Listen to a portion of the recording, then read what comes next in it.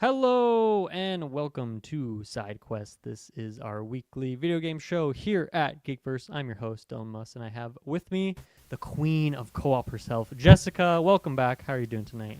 I'm good. Thanks for having me. It's been a hot minute. Happy to be here. Yeah, I think it was back in like November or October or something like that. But yeah, we've been gaming a lot. I guess mostly Clocktower, which I don't know if you consider that gaming or not. It's kind of gaming adjacent, but It's online with it's a co-op. video game. Yeah. And then also we've been playing some like other co-op games. You're always playing. You are the queen of co-op, as your name would suggest. And then I've also been playing Cairn and Highguard, so we have a lot of fun games to talk about today. And we're just gonna get right into it. Let's start with. Well, okay, yeah. Let's see. Let's start with co-op Kaiju horror cooking, which is a game that I think is intentionally supposed to be kind of silly, on the nose, maybe a bit fourth wall-y in terms of like the genre that it's going after. This is a game from Strange Scaffold, who are a studio that just like spam games. They have like 4 or 5 games come out every year, pretty much, and they've done that consistently for the last like 3 or 4 years.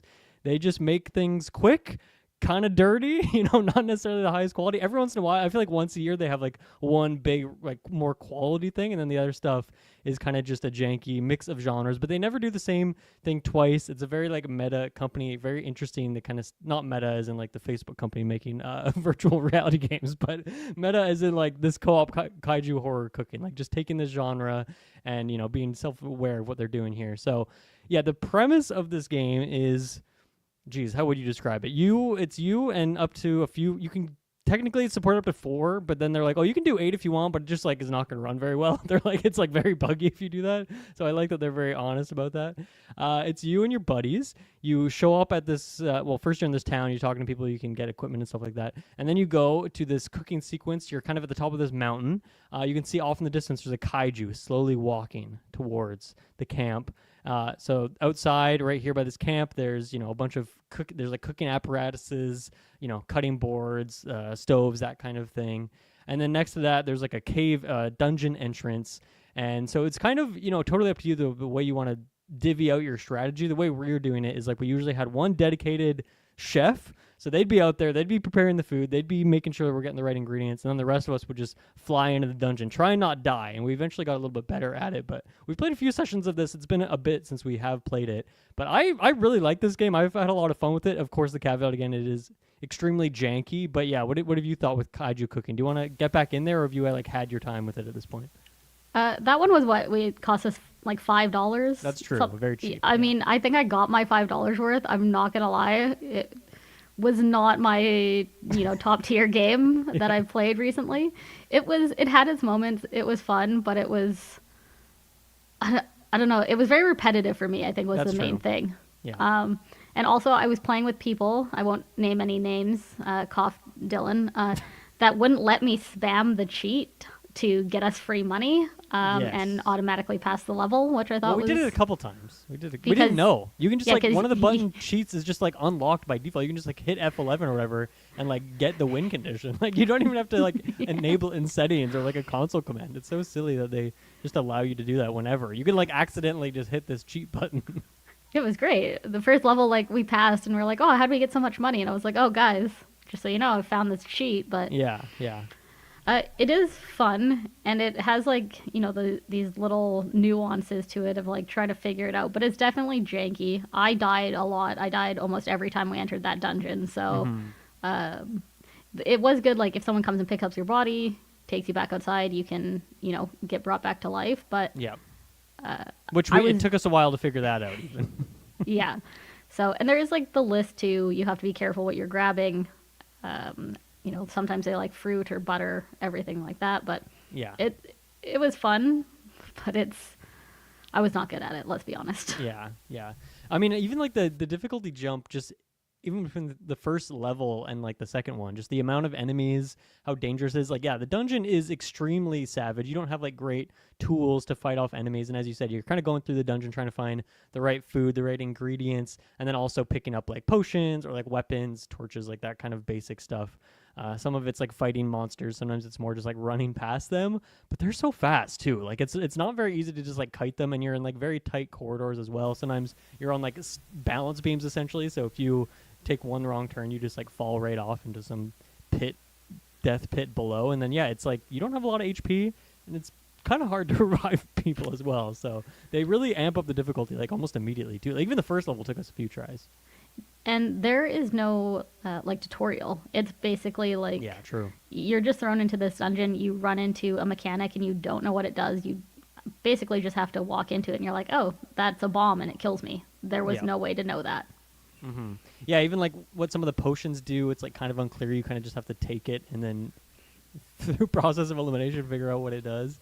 But I feel like eventually we got into a good rhythm of it, of like, okay, we got to stick together when we're in the dungeon. We're going to like clear out certain sections first, kind of make almost shortcuts in a way by clearing out certain pathways and figuring out what you're doing. But I think that was even a thing too, is like you kind of get used to the layouts of the levels, and there isn't like a ton of variety there either. So yeah, definitely not, a game that you're going to be coming back to for months at a time. But yeah, I think we probably got like a good 4 or 5 hours out of it over 2 or 3 sessions, and I'm not complaining too much. I had a good time with it. And the silly part of, I like how silly it is in general, just how goofy your characters look. You can like customize their look.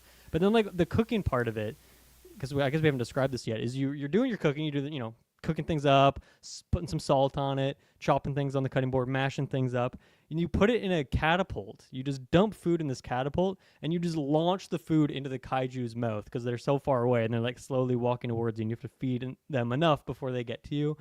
But also, like, the food that you're cooking is like a regular sized meal, and so it's like, this, how could this even feed the kaiju? This is like 0.001% of its body, yet it's enough to fill it up apparently. So very silly, and I like the silly vibes of it. And like, what was the singing you can do? I was just gonna say, describe the singing. Like, if you like look up, you sing higher pitch. If you look down, you sing lower pitch, and that's, everyone has to come and chant in order to actually go and feed the kaiju. Right. Honestly, it was probably my favorite part, just standing there chanting.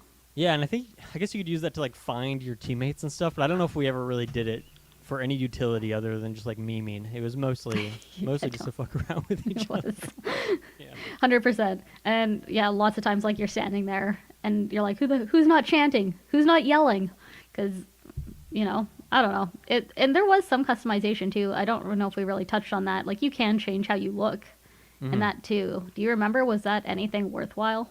Not really. Your characters are always going to look goofy and janky, and they all kind of look similar no matter what. Like, they're just kind of a funnily like plump individual, and usually you're putting like some funny facial hair, like a haircut on them or something. Like, haircut, weird hats, things like that. But you can like customize all the colors. That was fun. It's like full gradient mode. You can just make your characters look as colorful as you want. So I liked it for what it is. It's a good enough time. But another one that we played is, probably the multiplayer co-op game of last year, which was Peak. And I've not played much. I think you played more than me, so I'm curious to see what that experience was like. But yeah, for anyone who forgets, Peak came out last year, another co-op, kind of silly, janky co-op game. I feel like this one's kind of like the top quality of the bunch. It's kind of the least janky out of these games, but part of this genre is that these games are supposed to be a little bit silly and goofy, and especially with like the character designs and all that.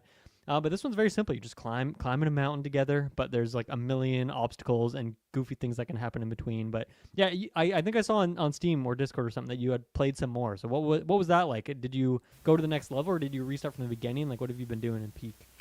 Yeah, so every single time you seem to start from the beginning, from that same beach every single time. Okay. And the first level is always that same mountain. So yeah, I played multiple different times with multiple different people. The first beach mountain is always the same, and then every time I've played, the second level has always been different. Oh, okay. That's like keep it fresh. Got it. Yeah, so I've played, there was like the desert when we played. Yeah. And then there was like a mushroom world, and then like a poison mountain. So it was, all of them kind of with their own different challenges. It's honestly been one of my like go-to games when someone's like, oh, I want to play something, I've only got a bit of time. I'm like, hey, like, this is a great game to just load up and try and run up this mountain. Another super cheap game as well, like co-op. What it was like on sale for like $10, something like that. Yeah. And there was a free DLC expansion too, I think, like a new area or something. So and shout out to the 2 people that shot me in the ass with a blow dart and made me fall down a mountain and die. Who would do such a thing? I know. And the fact that if I had a nickel for every time I was shot with a sleep dart in Peak, I'd have 2 nickels, which isn't a That's- lot, but yeah. it sucks that it happens twice. Yeah, but if you rub them together, maybe they'll breed and turn into more. You never know what happens with these nickels these days, right? I'll get on it. So yeah, but that one super fun. There's been a couple different things I've discovered like since we've played. Like if you read that book that you find at the top of the mountain, you can actually turn into a skeleton. If you get webbed up by spiders a bunch, like you can get a mummy like skin, so then you look like a cool. mummy. Little fun things like that. Do those change mechanically, or are they just like visual differences? The mummy is purely visual. The skeleton takes away your health. And I think there Does was it make something. it like permadeath or something? Like if you take any damage, you just Yeah, pretty break much. shambles. Oh my god, that's yeah. It was rough. That's hardcore mode. Yeah. And then I tried playing because I think when we did like the normal where you have to just there's no fog or anything. I don't know if you remember that, but then there is the regular mode where there is like a fog that kind of follows you up, so you do have to move at a certain pace. Oh, I see. Okay. Yeah. Kind of fog. Yeah. Yeah, exactly. So that was kind of a fun element.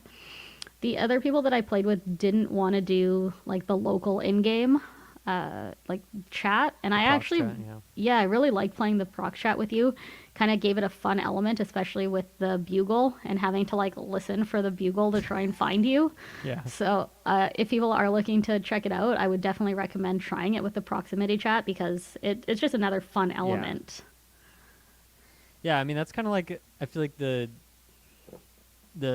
hidden secret about this genre in particular, and it kind of makes you work together, but then also it adds like a bit of an element where you can like troll your friends by like disappearing or just like not saying anything and pretending that you've disappeared, and then like pop out with like a saxophone or something like that and just have some fun with it. So I would definitely recommend the proximity chat too, and I feel like in Peak it's like it was so janky in RV there yet, like we could not tell if we were muted or not because the button is just like very unclear and the game like doesn't have as much feedback. But Peak was a lot more obvious about whether or not you could, you were speaking and like being heard and stuff like that. So maybe that was just because it was a one-on-one session too, and we weren't getting distracted by all sorts of things. But I definitely want to play a lot more of this game. I've been meaning to get back in there and play some more.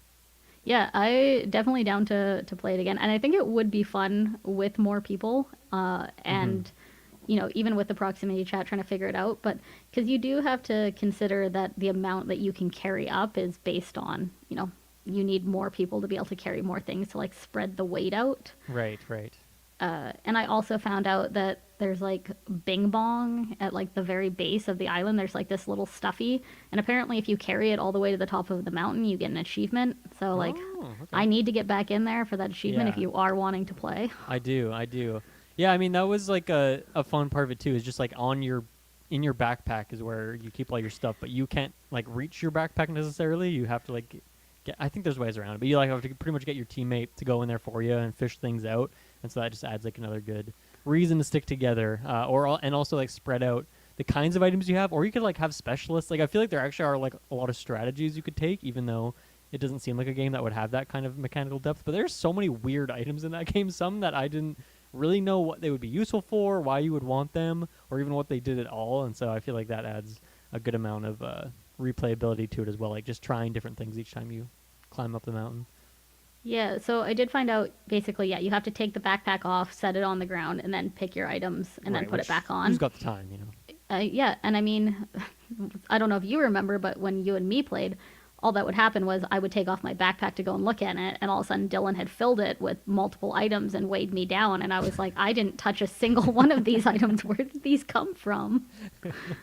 Well, I mean, you had the cookies too, so I had to get in there and get my snacking on, and maybe I'll drop something in there while we're at it. But I feel like it took us a while to realize. Well, maybe it took you a while to realize that you had a lot more going on in your backpack. I feel like we were just like, wait, how was I able to climb this and you weren't? Like, how did my stamina work when we both have full health? And it just turns out that, you had like a million more things than me. But I think that was a cool thing too. Like, based on like your health bar is like also your stamina bar, right? And like the more damage you take, like that takes away from your maximum stamina, or like if you're hungry and stuff, that takes away from your stamina. I forget exactly how that mechanic works, but I think it's cool. I mean, a lot of games have things like that where just putting all of them kind of together makes it so you have to keep track of your stats. And I feel like rather than separating all these different mechanics, I gotta make sure I'm sleeping, gotta make sure I'm eating, gotta make sure I'm like healing myself. Just having it all in one bar makes it, I don't know, even more meaningful, I guess. All these things you want to keep tip top shape, but that gets harder and harder as you go up, and you're running low on resources, and makes you want to take more risks of like, maybe I'll go for that present over there. It's a little bit out of my way. I don't know how much time it's going to take, but like maybe it'll have a good item you need, and maybe it won't, and then you've just wasted a bunch of time and energy. So I feel like it has a lot of like good little decisions in there, along with it just being like a janky friend co-op game.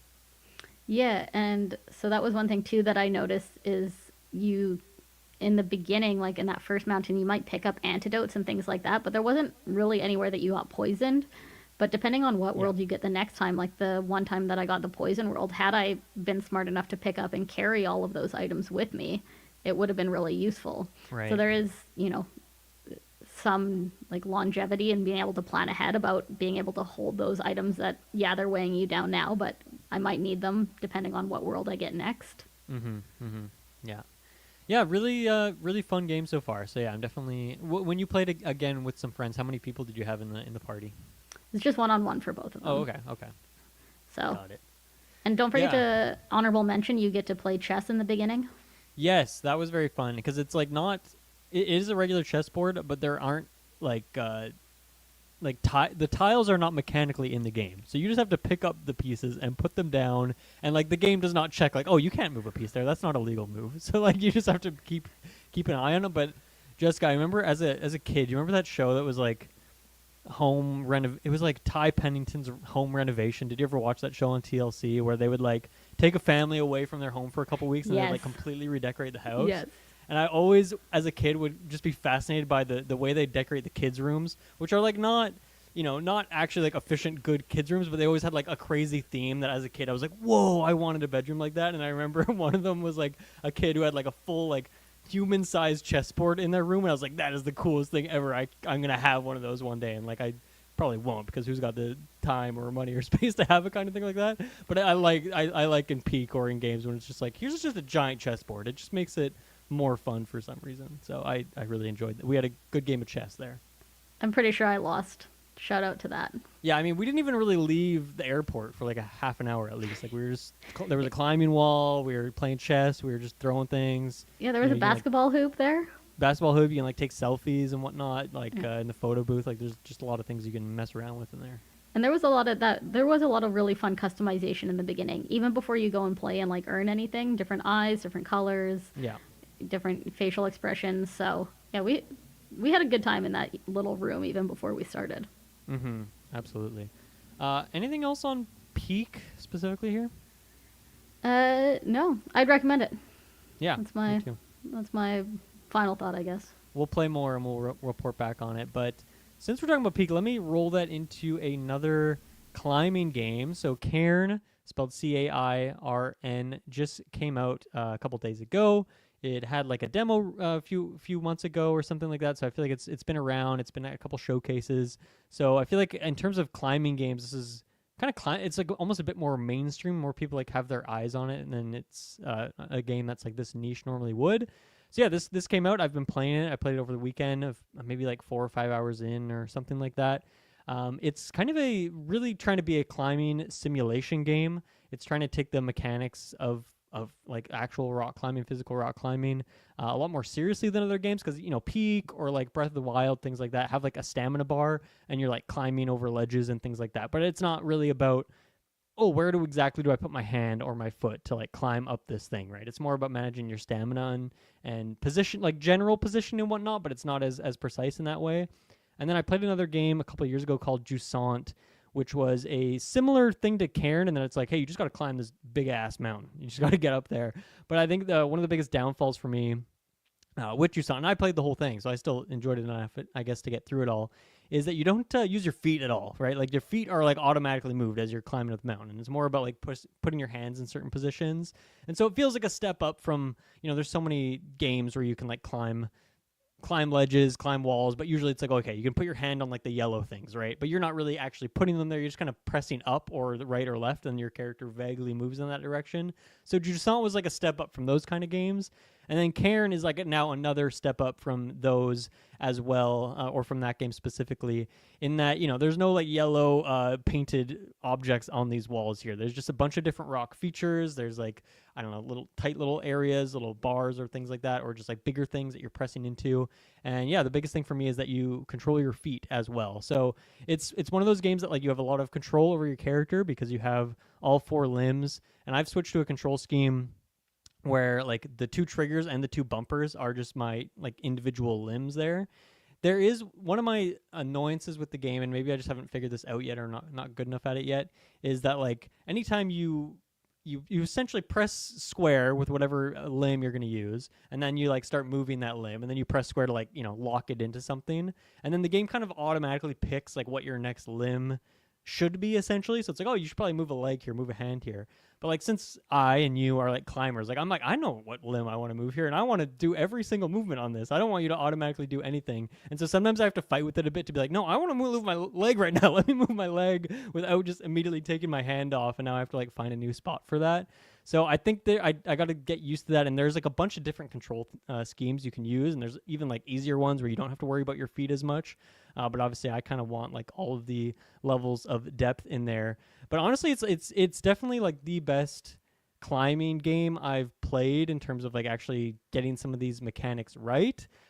There's more things I want. Like you can't really do any dynamic sort of moves. Like so you can't do like a jumping type thing. You can't like do heel hooks or like toe hooks and like fun things like that. Even just moving the foot is a huge improvement over other climbing games, but there are more things I would like to be able to do, or certain things I'm like, man, I know how to climb this, but I can't get my character to like do it the way I would actually want to do it. Just certain things with like flagging and whatnot, but there are still some of those mechanics in there. So I think you would really like this game as you've been getting hooked into climbing the last like year or two here. So I would definitely recommend it. And I think it seems like a lot of non-climber people are really liking it just as like a mechanical game. Like it's obviously just like really well designed in that general gameplay, but then also it's got like kind of survival things, like you're trying to keep track of your stamina and whatnot. Like if you're climbing one long rock face, eventually your arms, especially if you're like in a bad position, your arms will start to like tire out, and so you can like shake them. There's literally a button to just shake your arms out. There's a button to like chalk up, which like helps you climb for a bit longer. But a big part of it is like trying to find a good place to rest on the wall too, which is like, that's a really cool mechanic. I like that that's in there because that's a very true to climbing kind of thing. Get the pump out of your arms. And then, there's like food and like health and like all sorts of other items. A big part of it is like, it's not just bouldering. So obviously you got to put pittons in the wall and stuff like that so that you can lock into your rope so you don't, if you fall, you don't just immediately die. Although they do have a free solo mode, so you can try and beat the whole game without falling and dying once, which would not be good, and I would have died multiple times by now. So I'm not doing that on my first playthrough, that's for sure. I was going to ask if there was a free solo mode, so... Yeah. But that does kind of lead into the other part, is how is it decided then, if there's no yellow, if I try and grab something that is very obviously ungrabbable, will the game still find a way, or will it, like, if I'm trying to grab here, it'll auto shift to the right and then like grab it, or how does that mechanic work? Yeah, no auto shifting. I mean, I think one of the coolest things about it is you can get into like picture like the chimney right at Nice, where it's just like a U-shaped wall essentially. Like you can climb that kind of thing by just pressing your arms and legs, and there's no hold at all, but you're just like applying the pressure, pressing against the walls, and you can like scale up that way. So it's like really precise, and sometimes you'll just put a hand where it's not even a hold on anything. It's like just pressed against the wall, or just like to balance out your weight a little bit. Often that'll happen with your feet too, where like technically your toes on the wall, but it's not really doing anything. Like if you let go with your other foot, you'll just like slip right off. Like it's not holding on to anything. I mean, there's also like different surfaces as well, it seems like, which I'm still kind of picking up on. But like, oh yeah, this kind of rock, if it has this little rubbish whatever on it, you kind of like slip like right off of it really easily. But for the most part, I'd say it's pretty clear like it almost is like true to climbing in that sense. It's like, okay, I can tell this is like a jug. This is a good hold. My character, even if I have no feet on, like they'll be able to just like hold this here. And then you can tell like just the positioning and how like what the angle of the wall is like, whether you'll be able to hold onto it or not. And I mean, I even though I do climb and understand a lot of like the physics of climbing, I'm still getting rocked in certain situations. Pun intended there, I guess. Of man, there are some really tricky situations where it's like I don't know because there's a button you can use to like zoom out and just like look at the big rock face, and you can like really walk around. Like there's definitely multiple ways you could get up any one situation. But even then, like I'll zoom out and I'll look around for like a minute or two, and I'm like, man, I don't even know. I don't know what the easiest or best way to go about this is. I feel like no matter what, it's going to get a bit dicey. So usually it's like, okay, I'm going to try and get to this spot up here, and then I'm going to hook into the wall, and then I can try a couple things. Because then if I fall from there, well, now I'll just fall back to my safety spot, and then I can like go from there. And so I feel like there is some fun like strategy of that too. And a little bit of resource management, not a ton of that. This is also like peak. Actually, you have a backpack. The backpack in this is very cute because rather than it being like, oh, you have 6 slots and you click them into the slots, it's just like a bunch of things like sitting in a backpack, and they kind of like fall with gravity, and you can like shake up your backpack and they'll all like move around like a gumball machine kind of thing as they like fall back into place. And then you can like I'll be picking up trash on the mountain and recycling it to just get rid of the garbage that people have left behind, the other climbers who have tried to climb this mountain before. So there's other good little mechanics in there too. And like you can set up camp, try and sleep. You can make a tea, which might like power you up and give you like a temporary boost, kind of like in that peak way of like, what was it, like you have like the lollipop or something. Yeah, like the things like that just give you like the temporary like mega boosts. But I was telling you this, that the game's tutorial area starts you in a climbing gym, and it just makes you do 3 basic climbs, like 3 very basic ladders pretty much, and that's the tutorial. But then there's like a bunch, there's like maybe I think 10 or 15 like actual full problems in there, and they get up to like pretty difficult ones. And yeah, I spent like a good hour and a half getting everything in there because I'm like, I want to climb every single problem in this gym before I move on to the mountain. And then I love that it's not even really contextualized in a logical way. You literally just climb out of a rock face, and then you're like at the base of a mountain. So I don't know where this climbing gym is. It's in a really random spot. It doesn't feel like a real world. But yeah, I spent a lot of time in the climbing gym too, and that was fun because the holds are much more clear, obviously, where exactly everything is, whereas when you're actually out on the mountain itself, there's a ton of more variety in terms of the way you're going to go. Whereas in the climbing gym, obviously, it's like, okay, well, I have to use these exact holds to get to the top. So, yeah, I'm really enjoying this game. I'm definitely going to probably see the whole thing through. I don't know what kind of replayability it has. Obviously, like I said, you can kind of go up different routes, and there's the free solo mode and other things like that, and different control schemes you could try out. But I don't know how much I'll get into all that stuff, but at least for one playthrough, it's a really good time. And like I said, the best climbing game I've played, just in terms of the mechanics of climbing, has some shortcomings, but like I can't point to a game that does this stuff better than this game. So that's a pretty impressive thing to do in 2026 when I've played hundreds of games in my life. So shoutouts to Cairn. Do you think you'll check this one out, considering that you are a climber as well? So I guess 2 kind of questions before I make that decision. One, do you remember what the cost of it was? Because I actually haven't looked yet. 40 bones, so it's not extremely cheap. Yeah. Okay. Yeah. And then the second piece of that is there really anything else to it? Like, I climb up to the top of the mountain, or like, is there anything there? Like, do I find a magical summoning of a witch or something? Like, is there anything else besides climbing in this game?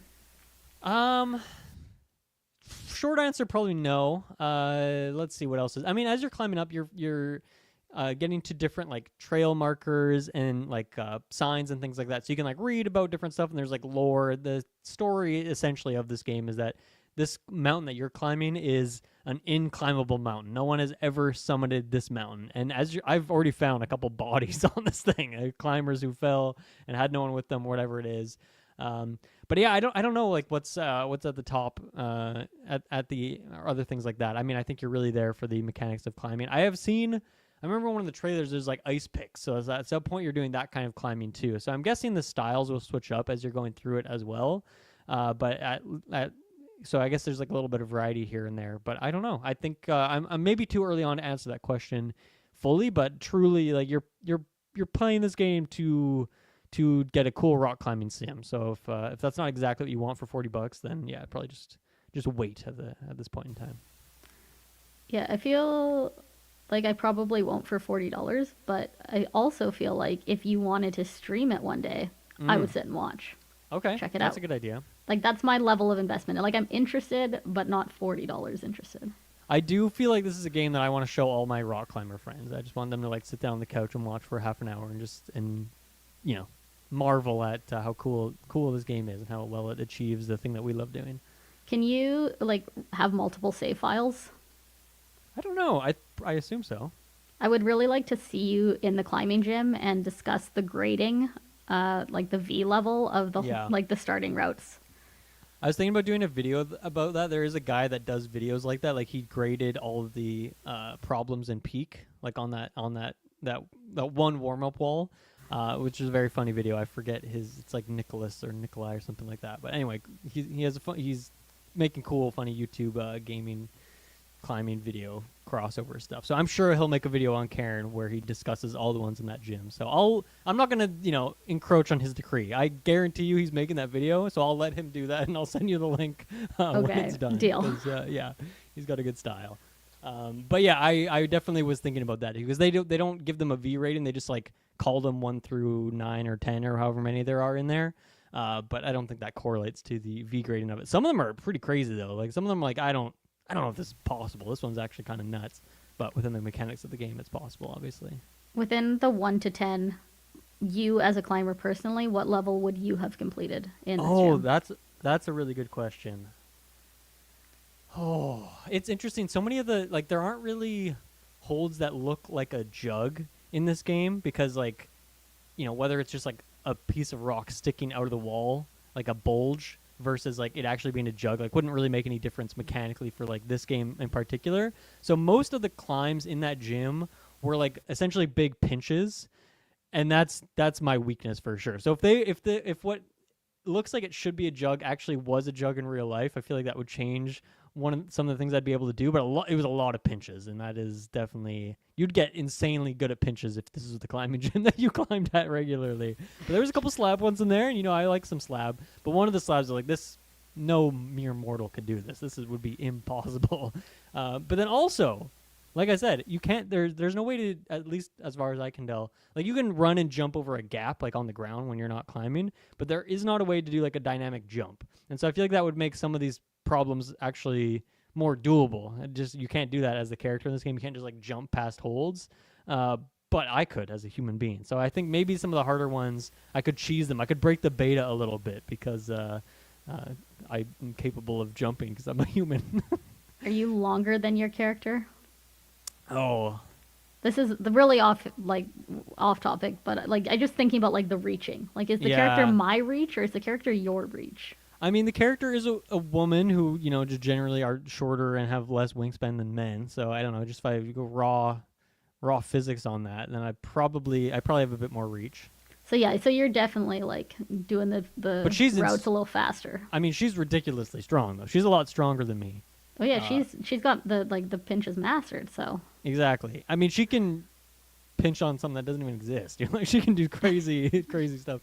I mean, one of the things in the climbing gym is a literally just like a chimney where there aren't any holds to start, so you just have to scramble up. I've never tried doing that like in that same method, so I don't know how that how that's like a thing in like movies when they're climbing up a chimney or something like that, or an air duct or something, pushing your back into the wall. You do that in a game that you might be talking about in a bit here, actually. So funny enough, we'll come back to climbing up chimneys by pressing your back into a wall. But yeah, I don't know. I've never tried something like that, so I don't know if I'd be able to do that one in particular. But yeah, there was definitely like that one. I was trying to do a particular mantle move that just was not seemingly like being possible with the physics of the game. But I'm like, oh, if I was a human being, I could do that move. I could do that in a way that this character could not. But I will say, like, one of the other things I really like about it too is like if you have your hand somewhere, your hand is locked. It'll stay there until you press that hand button and like move it again to somewhere else.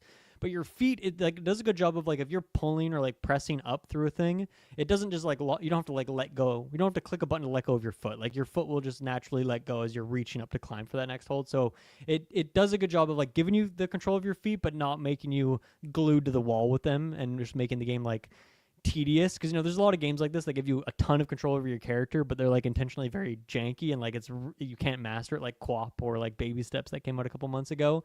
This game is not that. It's not trying to be a rage game with like janky controls that like is bothersome, because like in theory the way buttons are set up, it should be like that game I Am Bread. Do you remember that game where you literally play as a piece of bread and like each? Don't, but I want to look it up. It's a great game. It's a great game where each corner of the slice of bread that you are is like a button, and then so to like move, you would like maybe grab on with the 2 triggers on one side of the bread, and then like flip the bread over, and then you lock on the other 2 sides, flip the bread over, and it's like that game never feels great to move around in, but like intentionally so. It's a game about you playing as a piece of bread. It's supposed to be janky as heck, right? But this game's not trying to do that kind of level of jank. It's trying to give you control without being annoying about it. So I feel like it's a pretty solid time. So there you go. That's Cairn. I mean, I'll get my money's worth out of it because I'm a climber for sure. Results may vary for you, the listener, depending on how into this kind of stuff you are. But like I said, probably the best climbing game I've ever played, and that's an impressive feat. So shout outs to the team over there making Cairn. I'm curious to see what they do next. I hope they just keep making cool games like this and keep making the mechanics inch by inch better between games and things like that. I would love if there was a team just dedicated to making cool rock climbing games. That would be awesome. Let's move over to shouting out our Patreon producers: Aaron Braden, April of Darkness, Jack Grant, Superbad Mike, TGGLM69, Hidalgo, Lenny Kravitz, Cocktail Clay, John with No Age, Sam Green, and John M. Jessica's getting her first look at the Patreon producers in a little bit here. Lenny Kravitz is in there. Isn't that crazy? And a horse, too. A horse named Hidalgo. I would love to know the story of why Clay is now Cocktail Clay, honestly. That's kind of just been his name. He just loves that Tom Cruise movie, and so he's just Cocktail Clay. Okay, well, shout out to Cocktail Clay then. Cocktail. Have you seen that movie, Cocktail? I have not. You should check it out. I forget. I feel like we do this a lot where we are the same people where we're like, yeah, I'll add it to the list, but the list doesn't exist and we never watch it.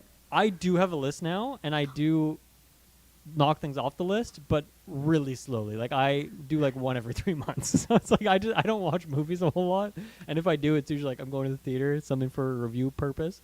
But this did happen recently when I was at a friend's house. We're like, what movie should we watch? I'm like, I made a list. And then I was starting to read the list, but I literally read the first movie on the list, and they're like, oh, I haven't seen that. Let's watch that. And so I didn't read the whole list, but it was Fight Club. I had never seen Fight Club, so we just watched Fight Club because that was top of my list. Okay, I know this is. Can you just quick, you liked it? Great movie? Yeah, it's great. Of course. Yeah. Okay. Yeah. I need to watch it again. List, I need to watch it a couple more times because it's one of those movies, right? The more you catch more and more every time you watch it again. So, but yeah, it holds up to the hype, which was extremely high hype over the years. It's we can't talk about it though because of the first rule. But absolutely. The first rule though of listening to Geek First Podcast though is that if you do want to support the show, Patreon's the best place to do it. You get episodes early, ad-free. You get things exclusively, such as bread and butter, which we're spamming. Speaking of bread, which we were just talking about, a whole lot of bread with a whole lot of butter on it happening this year. So definitely check that stuff out. You also get all sorts of voting powers, such as voting on the content we make, voting on the Golden Geeks polls, which are up now, so you can go vote on some of those things if you want to have your say as to what are the best movies and best actors and all those kinds of things from 2025. So it's a good time. One of the best times, I would wager, to jump on Patreon. Is there still talks of possible Patreon Blood on the Clocktower? Is that still a possibility? I think we're thinking about doing it as like a after 9 game night because we do the game nights every once in a while. I guess we would need 8 people, right? That would be, or we'd need 9, me plus 8 players, which, with the Geekverse alone, that would be 4 people. So if we can get a few patrons in, I think we can make it happen. So it's still on the list. So we'll make sure it happens. I guess we would just need to confirm numbers beforehand to make sure it works. So maybe we'd have a backup if there's not enough people for it. But I'll let you know on that because definitely want you in there. You can be the shepherd leading all these people through because they've never played this game and you're now a master of it. That must be a new role. I need to look at the character sheet to find out what the shepherd does. That must be one of these custom. There's so many custom characters. We'll talk about Clocktower a little bit later, but thank you everyone for supporting the show. You can also join Discord. It's a great place to be. Leave a review, helps the show grow. Leave a YouTube comment. Do whatever you want. Tell a friend. All that good stuff. But let's jump to a quick ad break, and we'll be right back. Okay, we are back. You know what? Let's go out of my order that I had here because the leading of events I think works well here. So you've been playing A Way Out, which is, for anyone who forgets, this is the game from Hazelight before It Takes Two, and obviously they did Split Fiction. It Takes Two before that. A Way Out was their game before that, which is about you and a buddy who are breaking out of prison together, and then you go on this journey together. Is this your first time playing this game? It was my first time playing this game, Okay. and I went into it with no information. I actually didn't even know until just now that it was the same studio as Yes. It Takes Two. So Yeah. shows how much research I Well- did. Well, as a big fan of It Takes Two and Split Fiction, how was it going back to their kind of the first one of this trilogy of games that they've been making? Yeah, I had a lot of fun with it. So the reason that I downloaded it when I was looking at it was because they said that there was a lot of different like mini games and competitive things that you could Yes. find within it to be able to like the storyline was only X many hours, but you could extend how long, the playability of the game went by being competitive with all these little side pieces of it. So yeah, there's different things like you can find Connect Four. There's like a playing the piano and trying to Nice. like hit notes, kind of like Guitar Hero style. There's darts. There's shooting basketballs. There's balancing wheelchairs. There's like tons of these little mini games. So for me, I really like that aspect of it. I had a lot of fun. The story and the different like elements wasn't necessarily like as engaging, might not be the right word, but it's not as like colorful as like It Takes Two, Yeah, for sure. because it is just based on this prison break.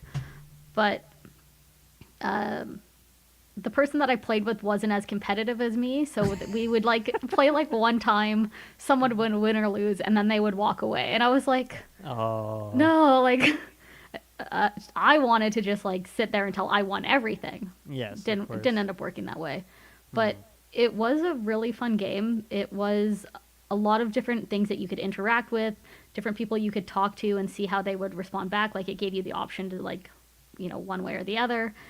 And honestly, the ending of the game was super unexpected, and there are 3 different like endings that you can like earn or win, however you want to call that. So it was fun to be able to see kind of which one we were able to get. But I know, yeah, as you were saying, like there is kind of that working together. One piece of it is you are back to back and you have to time climbing up that chimney together. Yes. Yeah. So lots of kind of communication about making sure that you're working together in that way. And it is something else that's really cool about it is you are side by side. So you, same as Split Fiction and It Takes Two, you can see the other person's screen and what they're seeing. And depending on whose storyline is kind of more important at the time, it'll actually shift the size of each screen. So one person Right. might end up getting like 66%. So you kind of know to be able to focus on like what's happening on the other person's side or your side. Yeah, honestly, I would play it again just for kind of like if I had never played it, I'd want to play it again just for kind of the ending. The ending was great. It really was not expected, and that to me was probably like the cherry on top of this game. Nice. I'd be down to play it again because I would be down to be competitive with those mini games. So we could pretty much have like a Mario Party session of just like playing all these different mini games out of each other. I am so for me that's the fun of it is like, oh, how many notes were you able to hit on that Yeah. piano, right? Or the balancing the wheelchair was a good one too. I really had fun with that. I lost Connect 4, I think 3 games. I think not good at Connect 4 apparently, but I'm really bad at Connect 4 as well, so maybe we could both get better at it. Yeah. when did you play this? I played it when it came out, actually. I played it with Amber, and Okay. I think we both were like, I don't know, maybe it's gotten better too, but I remember it being really janky and buggy when we played it when it first came out. So did you feel like it was a janky or buggy game when you played it now? Because I feel like over the years, maybe it's gotten like some good patches or something. I mean, it wasn't too bad. Like, there's some level of jank to it for sure. Like, someone's coming and you have to stop what you're doing to not get caught in the prison. And you're very obviously caught or not caught, but it's kind of janky in how it decides. But I didn't found that it super took away from it. Okay, that's good. Yeah, I mean, maybe they've cleaned up some of that stuff in passings. It's been a long time since it came out, but the one memory I have of like the extreme jank was at one point there's a very minor thing that's happening where one character has to like push open a gate or something, and you like to have to slowly push the stick to like open the gate. Does this sound familiar to you, or is this like such a small little detail? Do you even remember what I'm talking about? I honestly am not sure. I'm waiting to see if something else happens in this story because I don't I mean, remember it's again.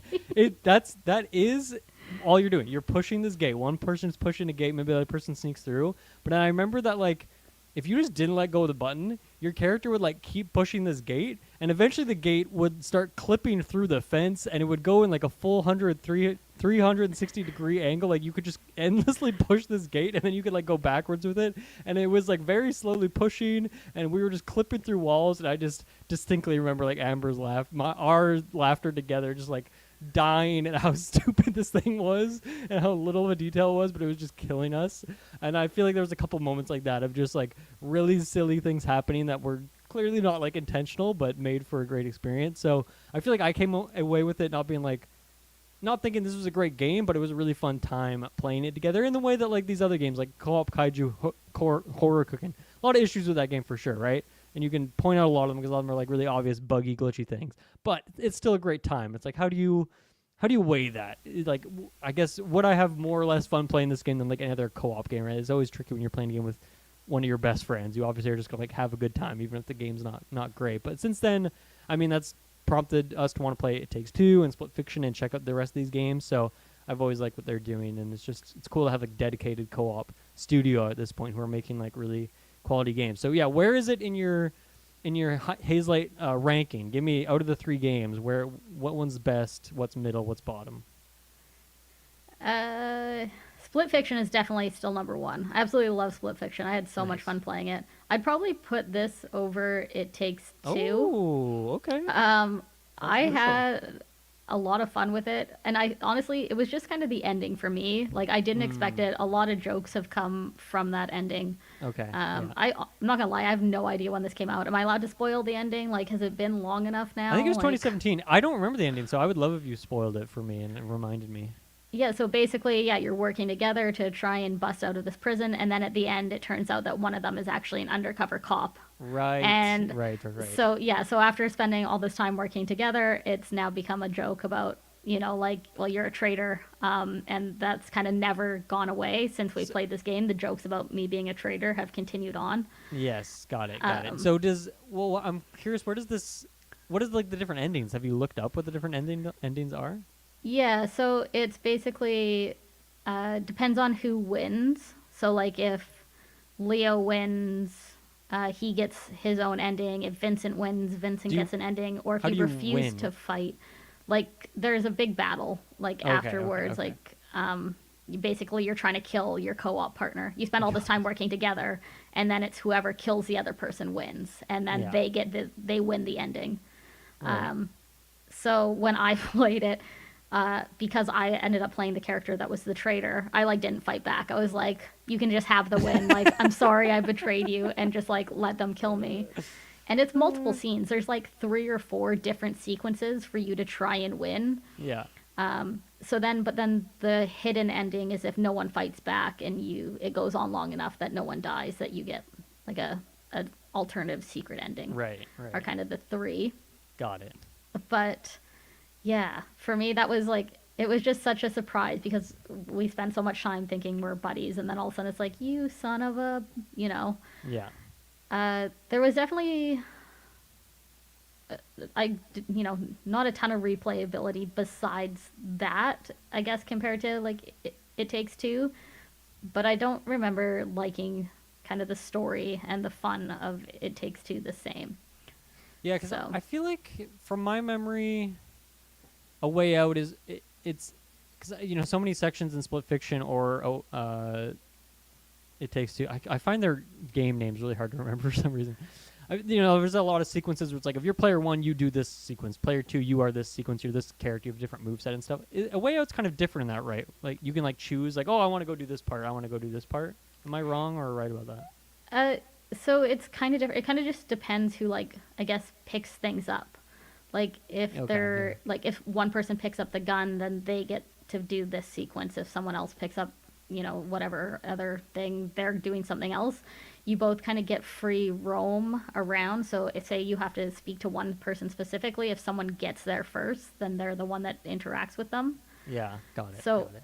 Yeah, it's definitely. And I didn't find like when I played It Takes Two, when I think about it, there's a lot of times where you might like complete a jumping sequence, and then if the other person can't complete it, like you're just sitting there waiting for them. I don't remember having those same moments in this game where I'm like sitting there waiting for someone to be able to catch up or finish whatever task it is, which was nice. Mm-hmm. Both characters are paced very evenly. It doesn't necessarily matter about skill level. Yeah, got it. That makes sense. Yeah. Yeah. But A Way Out. Yeah, cool game. It's one that I kind of forget about because I feel like It Takes Two still gets talked about a lot, and Split Fiction obviously it's still pretty fresh.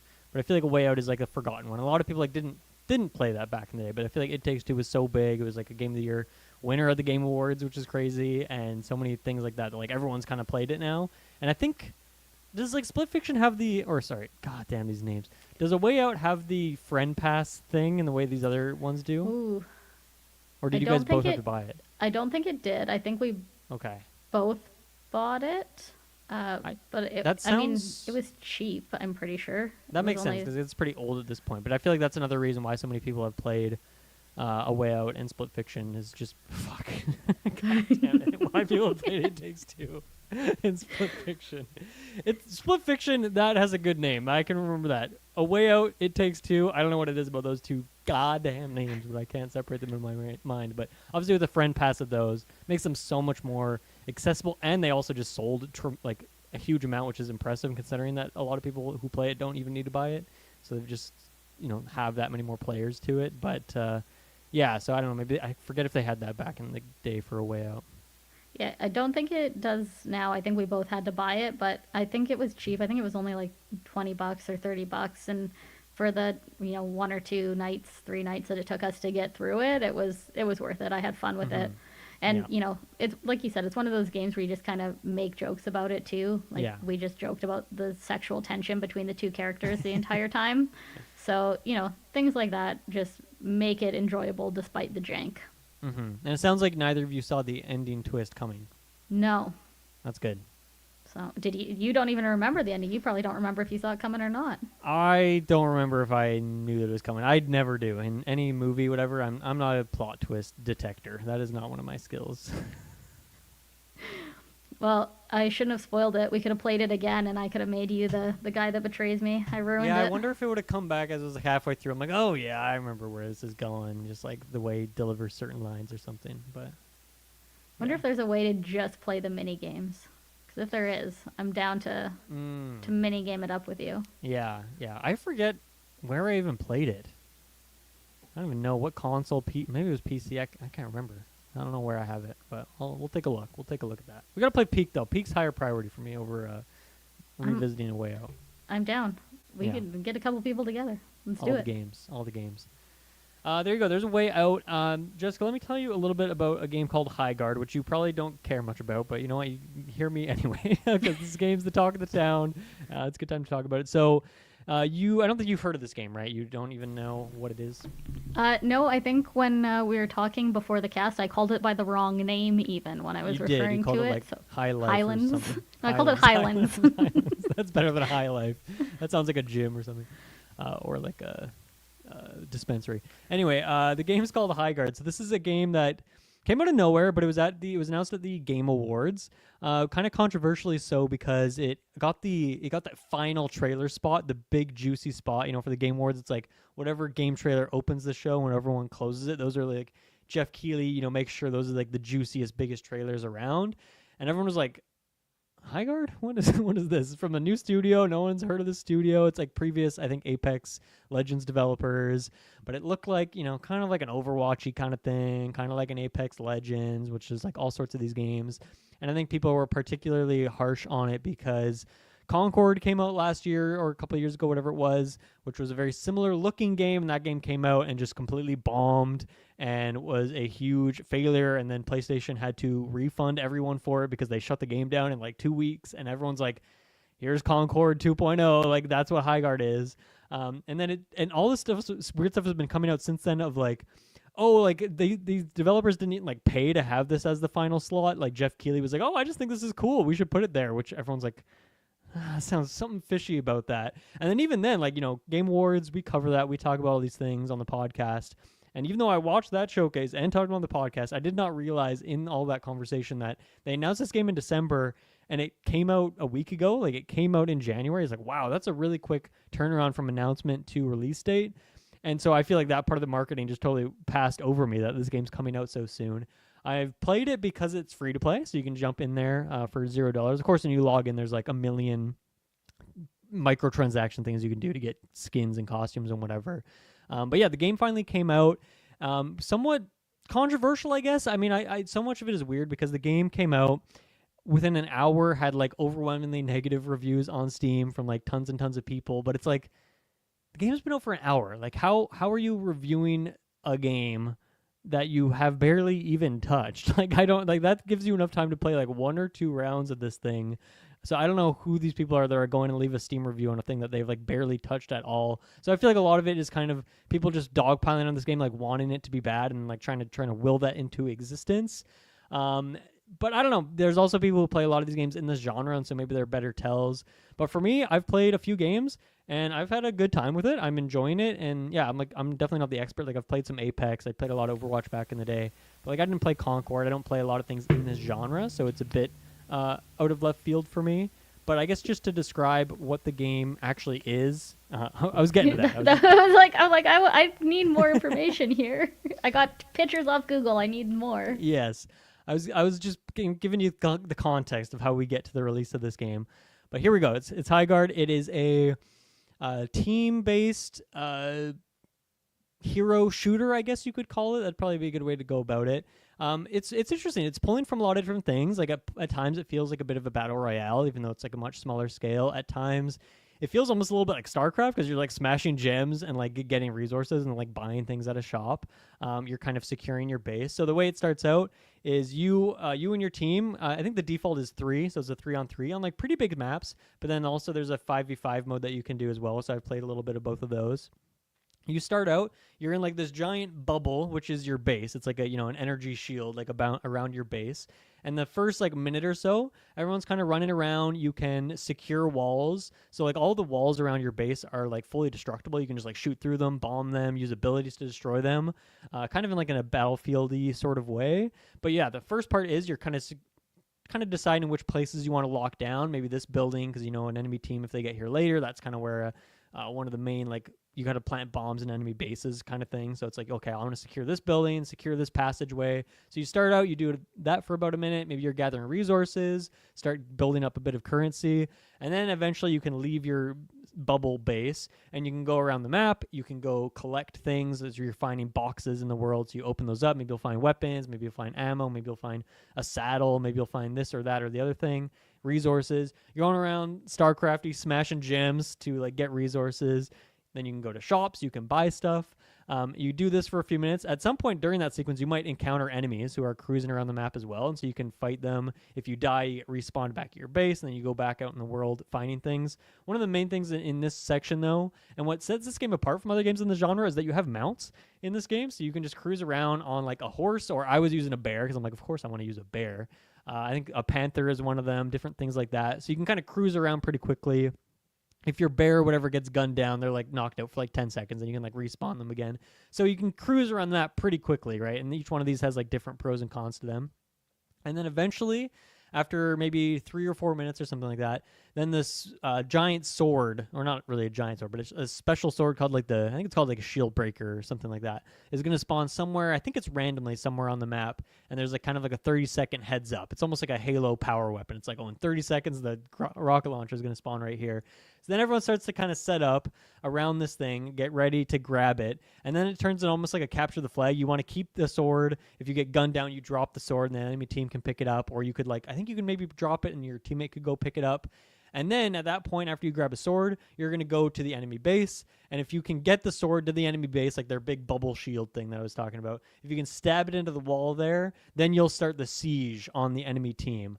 And so that's kind of the main like early part of the game is like these skirmishes. Someone gets the sword, you take it to the enemy base, and then whatever team does that first, they'll be the first ones like on the attack. So now you're going to start penetrating that like bubble shield wall. They're all going to be back in the base. They're going to be fortifying stuff, getting ready for your onslaught. And then you and your team are like smashing through the walls, trying to get in there. And then you're trying to like plant bombs, destroy walls, destroy the main base, kind of in like in a MOBA, like a League of Legends-y sort of way. Like it really is like blending a bunch of genres in an interesting way. And then, if you're successful, the game will just end because you've destroyed the enemy base. Good job. But if the enemy is able to hold you off, then eventually they can like fight back. You'll kind of lose the siege, and then you'll kind of reset to a neutral position. Maybe you took out some of their score overall, like their base health, and then eventually the sword will respawn. You can go back at it again, and kind of the game goes back and forth in this sort of way. I don't know. A game could probably be over in like 10 minutes, but I feel like most of them end up being like maybe 20, 25 minutes, something like that, if I had to estimate. But yeah, it's a really weird, interesting mix of things, and I quite like the gameplay loop of it. And I think whether you're defending your base or attacking the enemy base, both like very interesting. Obviously because since all the walls are destructible, you can like blast shortcuts or hidden passageways into certain buildings, and also try and defend them in interesting ways. The enemy base usually they can like move more freely, like they can open doors, but you can't open the doors. You have to like blow them down and stuff. So yeah, it's a really interesting amalgam of genres, and it plays pretty well. So I've had a good time with it in the few games I've played so far. Do you not find that a 3v3 is the map small enough to make that entertaining? It's interesting. I feel like that was one of the criticisms I saw of the game the first few days. Is people like, why is it 3v3? Like these maps are way too big. And then I don't know when, but like even from the first time I played the game to when I played it literally the next day, they had added a 5v5 mode. So I don't know if their plan was like in a very kind of live service type of game sort of style, like, oh, we're gonna release new game modes every day or every week or whatever it is. But also it had like the tag under like experimental, so it almost seems like they were immediately like, oh, people are kind of pissed about the 3v3 thing. Let's make it 5v5, but with the caveat that like we haven't tested this that much, so it might be a little bit buggy.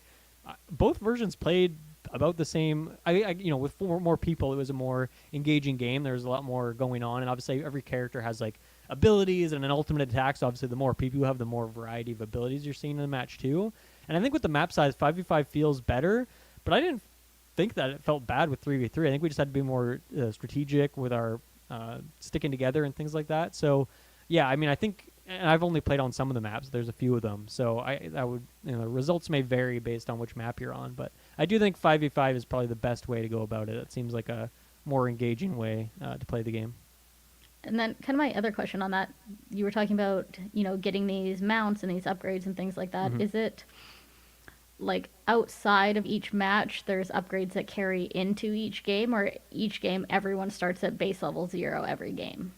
Yeah, I'm pretty sure you all start at base level. I think most of the things you could buy outside of the game would be like cosmetic things. But there also is like you can go in your character, you can pick which character you want, and then there's like a bunch of weapons you can choose from. So I think you can choose your starting loadout. But then I think the idea is that whatever your starting loadout is, like whether you want this kind of more SMG type gun or assault rifle or like a sniper rifle, they'll always be like the gray, like common type. And then when you're in the game and you're getting the resources and you're finding boxes, that's when you're like, oh, now I've upgraded to the blue, stronger tier, purple tier. You're leveling them up. So yeah, as far as I can tell, you could never like join a game and be like, oh, I already have like the purple tier and like max armor. Like it seems like it kind of rebalances everyone for every game, but there are still customization options. And then, like I said, a lot of the things that I think the meta progression would probably be mostly cosmetic things. Maybe there's like characters you can unlock, and I'm sure if this game does well and sticks around, then obviously there'll be all sorts of new characters and things you can buy with money, of course. Not that I'm going to check out any of that stuff, but I'm sure they'll have a bunch of different reward systems. And is this strictly shooter? Or is this, is there any type of powers or things like that? Yeah, mostly first-person shooter. There are powers. Like, for example, one of the characters I was playing is like a hunter type. She's like birds and things like that. So you can like scout people out. Like my ultimate is I literally control a bird for a bit and like shoot down these little wind tunnel things that make like a big wind ball. And then like if an enemy touches that, then they get alerted on our screen. Like my whole team will see exactly where they are in real time. Okay. So I can kind of like scout them out if they're hiding behind rocks and things like that, which has worked pretty well. And I think it maybe does a little bit of damage. I've only tried the one character, so I don't even know like all the different types of abilities you can get. I think the character designs are like fine. Like they're a little bit janky. One of them's called Kai, so you might like that character. But yeah, I don't know. They're I don't know. They don't seem like revolutionary, and there's only 8 of them, which I guess is fine for a game like this. But it does seem like kind of low. I feel like normally there's a lot more than that, even at like day 1 launch. Yeah, I mean, if you're doing a 5v5 and there's only 8 characters, like there's not going to be a lot of Yeah, it would variety be within that. repeats on each team for sure. Yeah, yeah. I mean, I don't know. I assume some characters are more tanky versus more like slow. Slower tanky versus like quick, nimble. That kind of archetype stuff. But it seems to be pretty balanced. And like I said, since everyone has these mounts, like no matter what, you can kind of cruise around the map pretty quickly. I assume the horse moves quicker than the bear, but the bear is just tankier. I don't really know exactly. Bear like, probably the difference. looks cooler. Like, The let's bear be looks honest. 1,000% cooler, but I don't think the bear has like an attack or anything. Like I think it is mostly just meant to be a mount that you're cruising around on. But I think especially these days, Jessica. Now that I'm getting like, my reflexes in first-person shooters, like I've noticed it get worse in like recent times. Like I'm like much worse at Call of Duty than I used to be, or Halo I'm still okay, but like there are often times I'll just boot up a first-person shooter that's like a game on Game Pass or something, and I'll play it for a bit. I'm like, man, I suck at this game. I can't aim. I can't hit anything. But this game plays really well. Like it feels really good. The controls feel really good. I can aim really well, and so it's making me feel young again. It's giving me some. It's giving me some confidence, Like I said, I just get trashed a lot these days, but I don't know. This game plays really well, and it might be the thing too, where a lot of these games, like your first few games, it makes you think you're playing against people, but you're actually playing against bots. So anyone who's played this game, let me know. Maybe I'm just playing against bots, and maybe that's why I'm playing well. But I feel like I can actually aim well and like be strategic and stuff like that. Have you looked in the menu? Is there an aim assist option, and is it turned on? I mean, any console game. I mean, no offense. No offense. I'm sure you're great. Just for other people listening. I mean, I assume it. Like, I feel like every first-person shooter on consoles has like some aim assist, right? It just depends how strong it is. So there's probably a little bit of aim assist. This is not like an aimbot or anything like that. But sorry, you're playing on PC? I'm on PS5 for this one. Okay. Yeah, I can't snipe with a mouse. Let's be honest. I can barely snipe with a controller. So like. Yeah. Yeah, I haven't really sniped a whole lot. Mostly using like an assault rifle type or like a shotgun pistol, just switching it up depending on the game. But yeah, I like the game. The aesthetic is good enough. Like I like the design of the levels. They look pretty cool. It almost has like a Halo aesthetic to some of the stuff in there. And then whether you like the characters, that's up eye the beholder kind of thing. But yeah, I'm enjoying this game. I'll probably play a few more matches of it. I don't know how much I'll stick around. I've only played it solo so far. I haven't like queued up with any friends. I don't know if anyone wants to play this game. It seems like everyone's like, oh, fuck Highguard. This game sucks. But, as someone who's not an expert in this genre by any means, I'm having a good time with it. I think it's a cool game with unique mechanics that plays pretty well. I like having a bear mount, I don't know how many name a game that gives you a bear mount, Jessica. Probably World of Warcraft, if we're being honest. Okay, name 2 games that have a bear mount. Probably one of the versions of Diablo, if we're being honest. Okay, name 3 games that have a bear mount. Okay, I'm out now. You got me.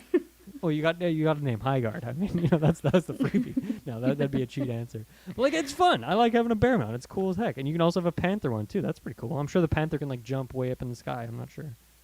None of them can attack. Not even the panther. Maybe there's a button for it. I really went through this tutorial quick. I'm not gonna lie. I wanted to play, so I think there was like advanced training, but I'm like, no, I'm gonna go queue up. And if I let my team down, I let my team down. Actually, you know what? Now that I think about it, I think I was playing with actual people because they were on their microphone. So unless this game does something where they like really try and trick you hard by making you play against bots, but then also fake people with fake voices like talking. Then if that's not the case, then I think I actually was playing with people, even though I then muted them in like 10 seconds and like never listened to them again. But they were trying to be, and I couldn't tell if my microphone was on. I don't know if people are hearing me as I have like a YouTube video on the side, if they're just hearing what I'm watching. But yeah, so I think I did win against actual human beings for what it's worth. Oh, you know what? I'll give it to you. I think you were playing against real people too. Thank you. I appreciate that. Yeah, so there you go. There's Highguard. I don't know if they'll have much more update on that, but like again, free game. Check it out. Play a couple matches. Put an hour or 2 into it. See if you like it. If anyone wants to queue up, let me know. I'd be down to play some Highguard. It's a cool game. I like what I've played so far.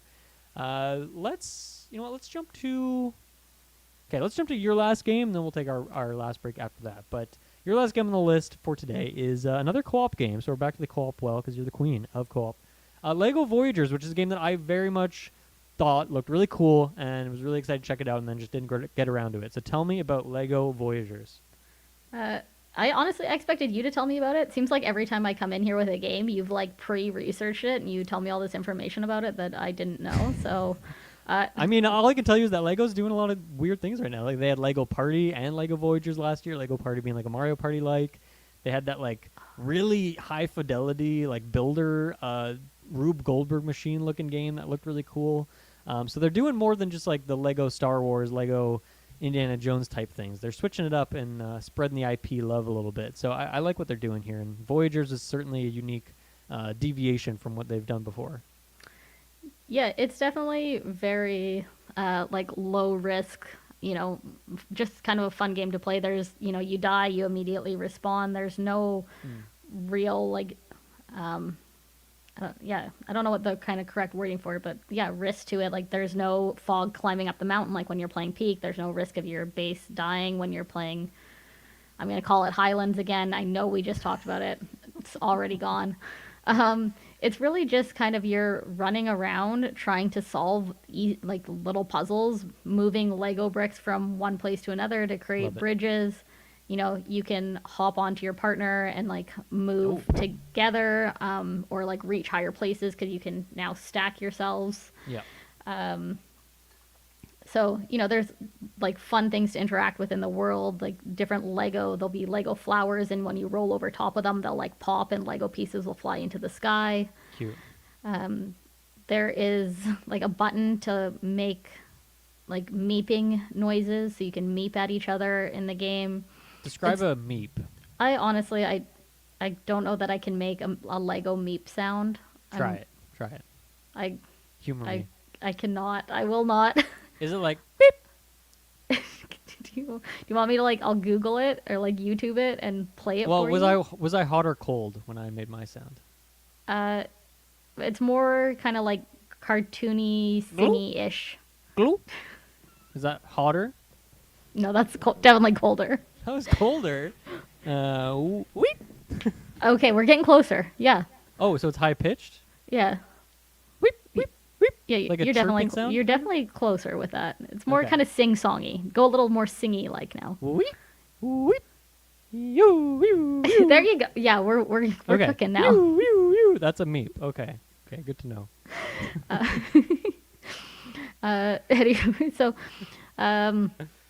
yeah, lots of fun. I wonder if any of that got picked up by my mic, or it's like, no, there's a bird outside. We're gonna echo cancel that. Like that's not a real human. We'll see if the listener got the same experience as you. I'm gonna go on YouTube. I'm gonna clip that sound, and I'm gonna make it specific to when you message me. Oh, that sounds like torture. But it's your funeral. Go for it. It's actually just a ploy to get you to message me more. I'm lonely. You were my number one message person on Discord when they gave me my Discord Wrapped. I don't know what more do you want. You don't use Discord very much then, do you? I be Discording every day. That's all I do. I guess we got Survivor. Yes, that's true. Coming back up again. Chain Together, co-op games. Yeah, Chain Together. Okay. Yeah. So anyway, Lego it's really cute. You can hop on your, the person you're playing with, your partner. You can like roll off the edge and kill them for fun. Oh. But because it's so low impact, like you just immediately respawn. Like there's no harm, no foul. The like puzzles are fairly simple, so it's just kind of more, it's fun. It's just got like really cute sounds, really cute visuals. Everything's made out of Lego, so it's fun to see all these like little builds in the background. It's fun to try and interact with things, listening to the different sounds your characters make. There's little Lego birds that like sit on things and watch you work. Little animals like that. Like there was like earwigs or cockroaches, which was just like one of the like square bricks with like the hooks on the side, and they like run at you. You kind of run around. Like it's really just a cute game, and honestly, I love it. I love how adorable it is. I just love the visuals in it. But I'm also a huge Lego nerd. That one actually also was Friends Pass, so cool. One person bought it, and I was just able to join. There was a couple times where it was janky and kicked me out for no reason, so that was kind of progress unfortunate. when that happened?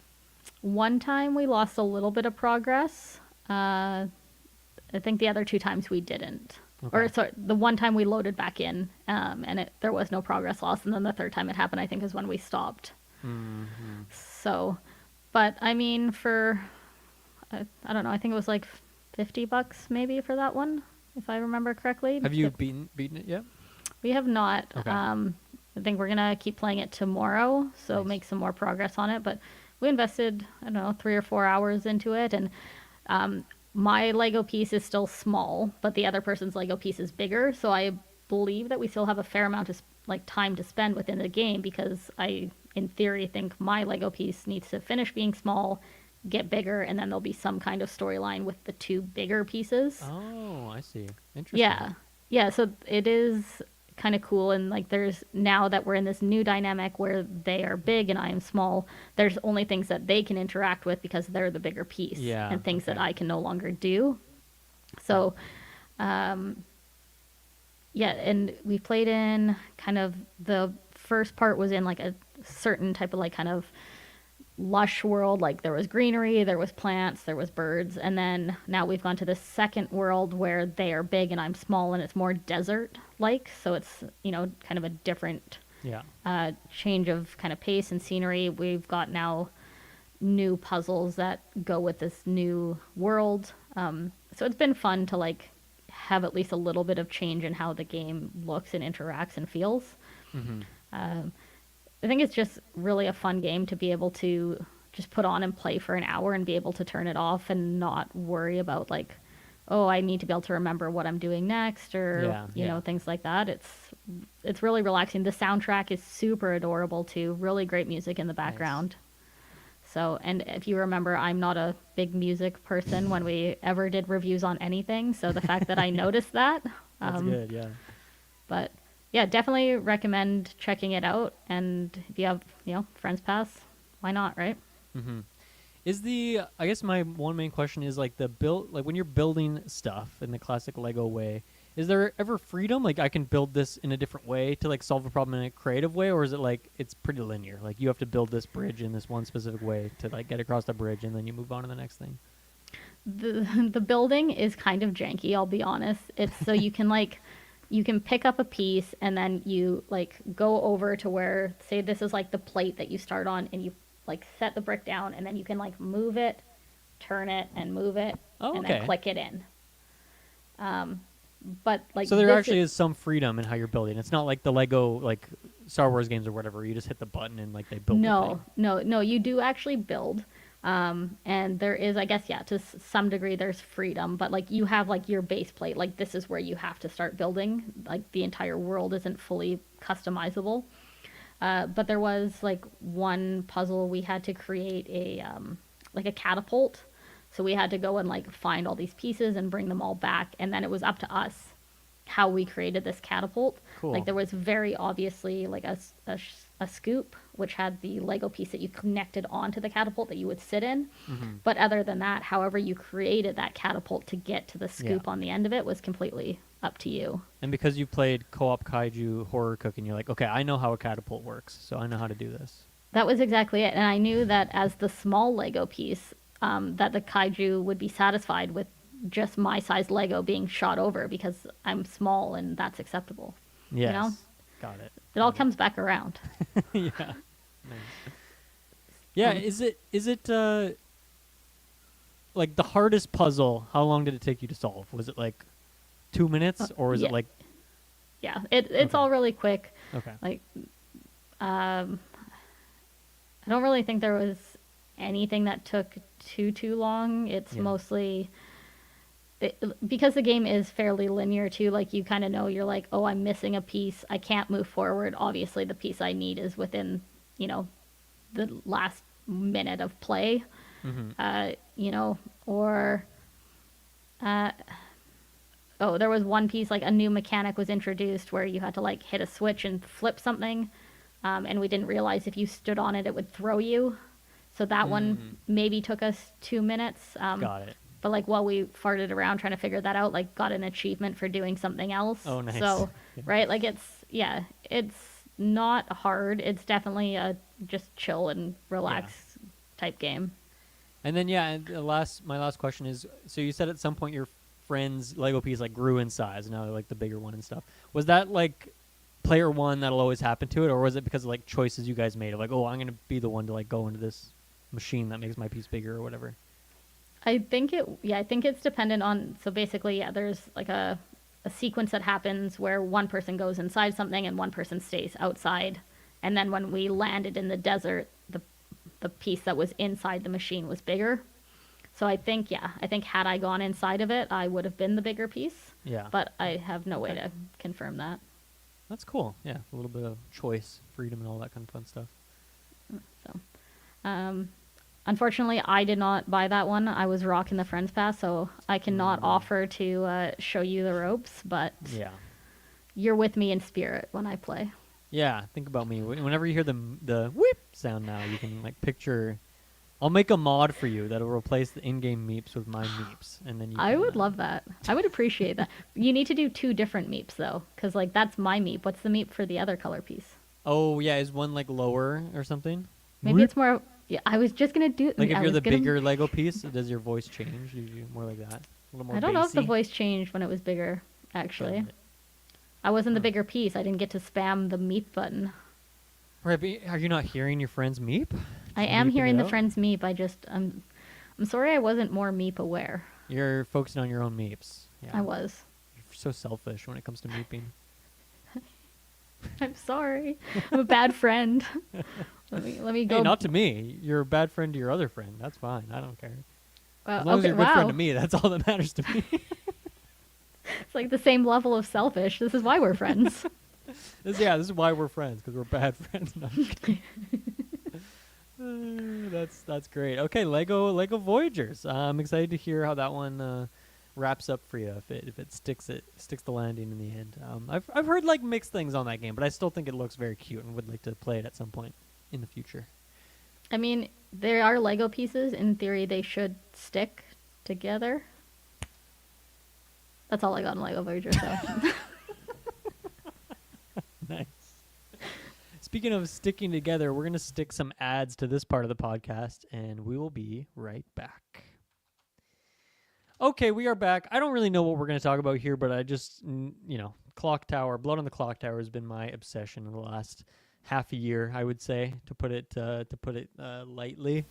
I will say this section of the podcast might be extremely in the weeds, so that's why I left it to the end, because if anyone hasn't played Blood on the Clocktower or doesn't know about this game, this conversation, I don't know, it might just sound like words, it won't be sentences, just words. So, beware. Feel free to join us next week if this is too in the weeds for you. But yeah, we talked about Blood on the Clocktower last time you were on the pod.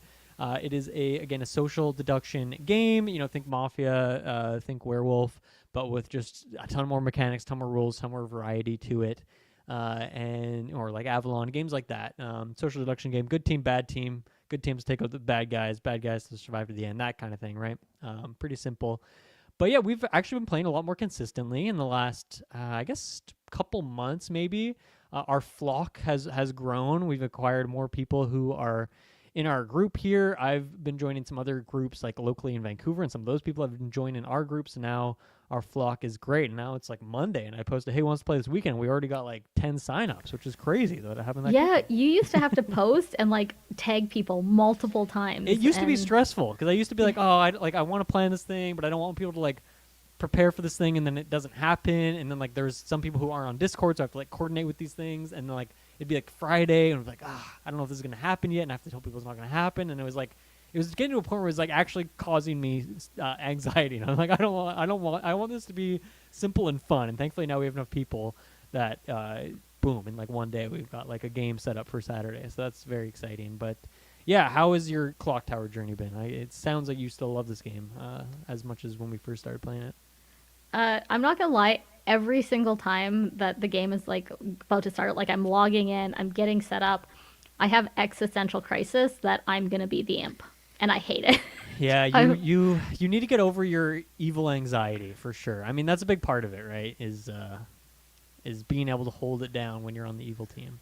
I feel bad that the one time you were evil last weekend, it was a fucking goofball of a game because we just killed the demon on the first day, so you didn't even get to do it, which is maybe a good thing for you because you got like, I wasn't even the demon. It's not my fault, and I can just brush this off and be a good guy next game. That was such a snipe though, like out of It nowhere. was. You just killed the imp for a shot, and I was like, I have no way to even try and like point this at another person because I've talked to one person. So how am Yeah. I supposed to be like, oh well, no, don't vote for that guy. Vote for this. Like it was.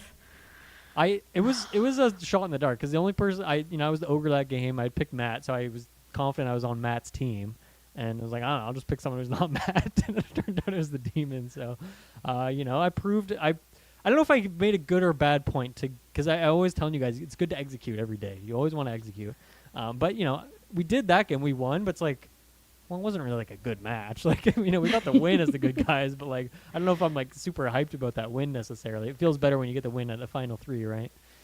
I try and snipe people, but everyone's so like they don't want to do it. Everyone's so against it, Yeah. and I'm just Well, I like, mean, the why? demon, the part of the game built into the game, right, is like the demon having bluff. So they have they have a way out. They have, speaking of Hazelight's a way out. They have a way out every game. Like there's some way that they can weasel between those 3 bluffs to like make sure town doesn't kill them, or have the minions jump in and like really save the day. But you want to be tricky. You don't want to like make it too obvious. So it is tricky, but it's low chance that you're gonna have a game like that just pops like that. But you can always just re-rack and run it again, so it's fine. Well, and it's so hard to separate from one game to the next because honestly, like Colton and Matt are sus as fuck. Like, That's excuse why the language. Like Yeah. every game, I'm like, it's one of them. I don't trust them. I love having people who are just default sus. Like it's fun to have those people in the mix. But that's why I picked when I was the ogre. So for anyone who doesn't know, the ogre is the character. You pick one person and you're on that person's team, whether they're good or bad. So you start as a good guy by default, but you might just become evil immediately. And like me and Matt, we're always fighting it out. We're always at each other's necks. He's always coming after me. So I'm like, I'm gonna pick Matt here. This is probably best for my life expectancy. If I pick Matt here, I'll probably survive longer than I normally would. And I'm going to tell him immediately. And so we can finally not be enemies this game, and he's not going to come after me unless he doesn't believe me. And so, I don't know. It's nice when you're that one specific character because you can be like, you know what, no matter what, I'm on your team, and you can't be poisoned or drunk here. Like, I just guaranteed I'm on your team. Again, they have to believe you that you're actually that character. But that was good for me. I like to be able to take the one chaos person and work with them. And you mentioned that too. Colton is always on your radar. Because he and I are always the storytellers. Like he and I haven't played a game together yet, so I'm looking forward to the day where he and I actually get to play with each other. It's funny that we keep switching out for the moderator role, but someday I will get to be in the mix with him, and that's going to be a good time. Yeah, that's perfect. I will be storyteller because then I won't be imp. That's true. That's true. Although there is a character. There's I think it's an outsider. It's an outsider that if you kill the outsider, or when that outsider dies, the storyteller gains a minion ability. That's kind of cool. Yeah. Is that you haven't added that one in yet? No, I think it's called the Plague Doctor. I have not put that in our sessions yet, but it's a weird one when it pops up. Yeah, so let's talk about that. So you recently created a new script, Yeah. your own creation, added a bunch of new roles. We had Village Idiot was added in. I believe to this one we have 2 new demons were Yeah. added in, the Ojo, and you call it the Pucka. I was calling it, Pucka. is it Pucka? I calling like it- saying Pucka more than Puka. I was saying Puka. Because if it was Puka, it would be like Pooka, right? Like Pookie. Like, okay, I get it. Puck. Yeah, Pucka. okay. I'll allow it. You can say however you want, though. And because some people say the Ojo, I think the J is supposed to be like an H sound, like Oho. So I always hear that. So I don't even know what's right between those two. So I guess I picked the 2 demons that I don't know how the heck you pronounce these things. I'm gonna stick with Ojo for that one. I'll allow Pucka, but Ojo's staying. That's Yeah. Yeah. And then we had what else? The Godfather was added. Yeah, was only a it couple new Poisoner? minions. Just pretty much switched the Baron for the Godfather, add the Assassin in there. Outsiders, switch those up. I mean, my idea with this script is I wanted you guys to have some more characters, more character variety. I wanted more demons for sure, because that's like a big part of the game is figuring out which demon is in play. That's a fun puzzle to solve.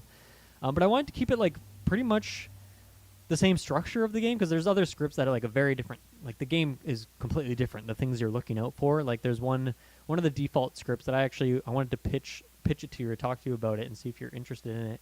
It's called Bad Moon Rising, and the idea of it is that people don't really get like information in the sense of like, oh, this person's good. You never learn like just basic information like that. All the information and all the characters though are just based around deaths. Characters dying at different times. So you might have a night that has like 2 or 3 or more deaths. And so like trying to figure out why these deaths happened. Like that's how you kind of have to reverse the information. But then there's also a couple ways to revive. I know at one point we had the professor as one of the good guys who can revive a person, which we had happen once in one of our games. So that character's in there as well as some other ones. But then there's also a bunch more protection roles. So like we use the innkeeper now. The innkeeper is originally from Bad Moon Rising, so who can like save 2 people, but one of them's drunk. So there's a lot of characters like that protect in different ways. A lot of characters that kill in extra ways. And then the demons, like one of the demons, I think the Pucka's on that script too, actually. But on that script as well, there's I think they're called the Shabaloth, and it's a demon who gets 2 kills every night. But then the next day, like the day, I guess not that morning, but the day after, one of those people who got killed can be regurgitated. It can come back to life. So that can kind of be a bluff along with like the professor in terms of like, why did this person get revived? You also have to figure out why that happened. And then but like multiple people could also be revived though. Someone from the professor and someone from the demon. And yeah, that could happen too. And then one of the characters, one of the demons is called a Poe. And their ability is that they can choose to not kill one night, and then the next night they'll get 3 kills. So they pretty much just charge up and get like a huge kill. And so if there was like no deaths in the night, you could be like, okay, are we about to get like blasted by a Poe, or was there just a couple protection rolls that worked correctly and saved us? So there's like fun. So that script's like all about that kind of mechanic. So I tried to take a few of those things. Like I wanted to add more ways that we could die in the night. And there being enough characters in play that there's like a little bit of ambiguity. Was it a Godfather kill? Was it an assassin kill? Or was it like an acrobat or one of these other things? Moonchild, things like that. Like there's multiple ways that there can be multiple kills, but it's not too overwhelming. And then there isn't really like any other new mechanics other than that. It's just like switched up characters for like very similar type things. Took out like the Saint and the Mayor, so the, like 2 other win conditions have been pulled out, which I don't know. Do you like that? Do you miss having like, oh, Saint and Mayor, that's interesting that there's like other ways the game could end? Because I guess I simplified it in a sense that there's only one win condition now. I don't think I've ever played on a game that the Mayor or the Saint made a difference, that we won on those conditions. We had one Saint game. It was very early on. I remember it. It was, I think Colton was the Saint, but I think it was like the final 3, so it really didn't make a difference. Like the demon was about to win anyway, and then like the Saint. It was like the demon or the Saint ended the game. It was kind of like equivalent in that case. I don't think we've had one early. We've definitely never had a Mayor win or even a Mayor make it like far in the game, I feel like, for whatever reason. So to me, like I don't see any harm in those having been removed because they were never big players. Yeah. I mean, Saint is a really good bluff for a demon. That's like one of the reasons to keep it in, even if it never gets it's not really ever supposed to get procced, right? It's just the threat of it, and the just the idea is a fearful thing that can happen. Yeah. Yeah. So, and I mean that's the thing. People like latch onto those roles, right? Like the Slayer role was another big lie. Artist is another one. So I mean, if you already got these other roles that are useful, and if that's all it's really being kept in for, then maybe it's not. Mm-hmm. Yeah. Yeah, so I definitely want to try this script out because I haven't played it yet. Because there's the 3 base scripts in the game. There's Trouble Brewing, which is like the default one that we've played a bunch now. There's Sex and Violets, which I have played a couple times actually. That one's pretty good. That one has some other mechanics like Madness in there. I don't know if have I told you about Madness? What Madness is yet? I don't think so, but I'm down to hear. Yeah, Madness is it's kind of a weird mechanic to get a hold of. So one of the minions in that script is called the Serenovus. And they choose townsfolk every night, and they make them mad about being another character. So, for example, let's say you were the Mayor, but the Serenovus made you mad as the Slayer. That next day, you have to tell people you're the Slayer. You have to claim Slayer. You have to say that's what you are. You can't say, I'm Serenovus mad, and that's why I'm saying the Slayer. Like, you have to make it, as best as you can to your ability, make it believable that you are this other character that you aren't. And if you break that, you can at any point. Obviously, it's a bluffing game. You could just say, I'm Serenovus mad right now. Then the storyteller can and probably will kill you. So if you break the rule on that, then they'll just kill you, and the day like continues on. So you're incentivized to play as it, and that becomes a fun thing too. Of like, why did this guy just randomly on day 3 start claiming like Slayer for no reason? I think he's Serenovus mad, but if I ask him, he can't like confirm if he is or not. So there's a couple mechanics like that in the game where you you're mad as a certain character. So you have to pretend that you're a character that you aren't. It gets a bit weird in terms of like, let's say let's say you're mad as this other character, but you go in like a private chat and the storyteller's not in there. Obviously, you could like, quote unquote, cheat in a way and like say, "Oh, I'm Sarah Novus mad right now." But if like the storyteller jumps in that private chat and hears you say that, and the storyteller might hang out in private chats so they know that someone who's mad is in, just to make sure they aren't cheating. Then they can. It's not really cheating, but you just having the downside of getting killed potentially. So it's a weird mechanic to get used to. But it does add an interesting wrinkle to the game. And so Sex and Violence has like 2 or 3 ways that you can be mad in different ways. But does this wear off the next day? Like, I'm mad today. I'm the Slayer. I'm it's gonna like shoot poisoning. you. It's exactly like poisoning. So the Sarah Novus picks someone. Sorry, but like night. the next day, I can come in and be like, "Sorry about yesterday. Like, I was mad. I'm actually right. this role." You're allowed to declare. Okay. But there's different. So, but as an example, like, and this has happened to me in a game I've played where. The Sarah Novus just picked me the entire game and made me mad as something the entire game. So I couldn't come out the next day and say, "Oh, I'm not the Slayer anymore. I was Sarah Novus mad," because I was still the Slayer the whole game. Or they might switch up the role on you. So it's like, first day I claimed Slayer, and now I have to say I'm the Virgin. Now I have to say I'm the Washerwoman. That would be so fun. Or they can spread it around the room and like get people. But then once you put it onto a new target, then that original person can be like, "Okay, I was Sarah Novus mad. We know there's a Sarah Novus in the game." Things like that. So it is interesting. Is that a minion or is that a demon? Sarah Novus is a minion, but there's another character on that script is the Pixie that is the townsfolk, and the Pixie is, I think the way it works is they're mad. They have to be mad that they are a certain character, and then if that character dies, then they actually gain that ability. So if you're the Pixie and I keep using Slayer as an example, I'll just keep going with it, and you say you're mad as the Slayer. Just the whole game, you claim you're the Slayer. So obviously there's going to be potentially a double claim out there because there actually is the Slayer, and then there's you claiming you're the Slayer. If the actual Slayer gets killed, now you actually have the Slayer ability because you stuck to that the whole game. So there's things like that as well. So there's other ways you can be mad outside of just the Sarah Novus, but that's kind of like the default one. I think that sounds really fun. Yeah. It's chaotic for sure. I didn't know if you guys would be down for madness yet, because you've played a lot now, but some people in our group are still newish, like have played a lot less games than you and I and stuff like that. So certain things like that are definitely a step up. So I don't know. I was thinking either for this weekend we do that script that I made again last weekend. We keep running that one. I think it would be good for another weekend, or we try maybe Bad Moon Rising, which is that other one I said that has like all the different ways you can die in the night. I don't know if people want to do Sex and Violence. I'm down for whatever. I guess I have to just learn a lot as a storyteller to play these new characters. Is always a step up to learn some of these new things. I mean, usually we play at least 2 games. It might even be good to be like, hey, this first game we're going to do something that everyone's comfortable with, and then whoever wants to stick around for this new script to try it out. Yeah. Here's a chance because I'm down for anything. I would love to try different scripts. So yeah, I mean, there's so many. Like I've played. Because I've been playing this game so much. Like I've been playing online games with people, with this group in Vancouver that I've met. I've been going to some in-person games with them as well. And like the first one I went to was like only custom scripts the whole day. So I had not even played Trouble Brewing yet. And I was playing these like custom scripts and I was like so overwhelmed. And now even thrown into like any custom script, I can at least like get along with it decently. But there's still like always new characters that I'm having to learn, or certain mechanics like madness are hard to keep track of. Like it's hard to... Because you're so preoccupied just trying to keep your role intact, trying to put a world together, and like trying to keep track of like, what has this guy been saying on different days? Like, are they mad right now? Like, it's a lot of extra things to keep track of. So it's fun, but obviously it's intense at times. So it's good to dole these things out in time. And that's why I think we'll do pretty well when we jump to Bad Moon Rising, because you guys have already seen a lot of these characters in previous games, because I already put some of them in there. It was almost like a hybrid between the 2 ideas of Trouble Brewing and Bad Moon Rising.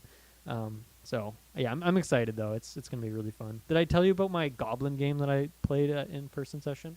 No. The Goblin is a minion who, if you are being nominated for execution, if you say you're the Goblin and they continue to execute you, then evil wins. So you can just say, you guys I'm a minion, but like if you kill me right now, you're just going to lose the game. That's pretty much the idea of the character. So you're just a very loud, out there role. even on the I evil love team. it. And so I had a game. There's another townsfolk role called the Alchemist, and the Alchemist gets a minion ability, like randomly assigned to them at the start of the game, or I think that's how it works. I think that's right. So I was in this game.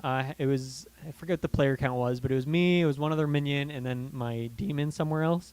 I was the goblin in this game, but like from the beginning, one of our bluffs was the alchemist. So I'm like, I'm gonna say that I'm the alchemist who has the goblin ability. So I can just like claim this openly, and whether or not they believe me, I don't know, doesn't matter. And so the whole game, I was kind of going along with that. People are like, I don't know if I believe this guy. I don't know if I do.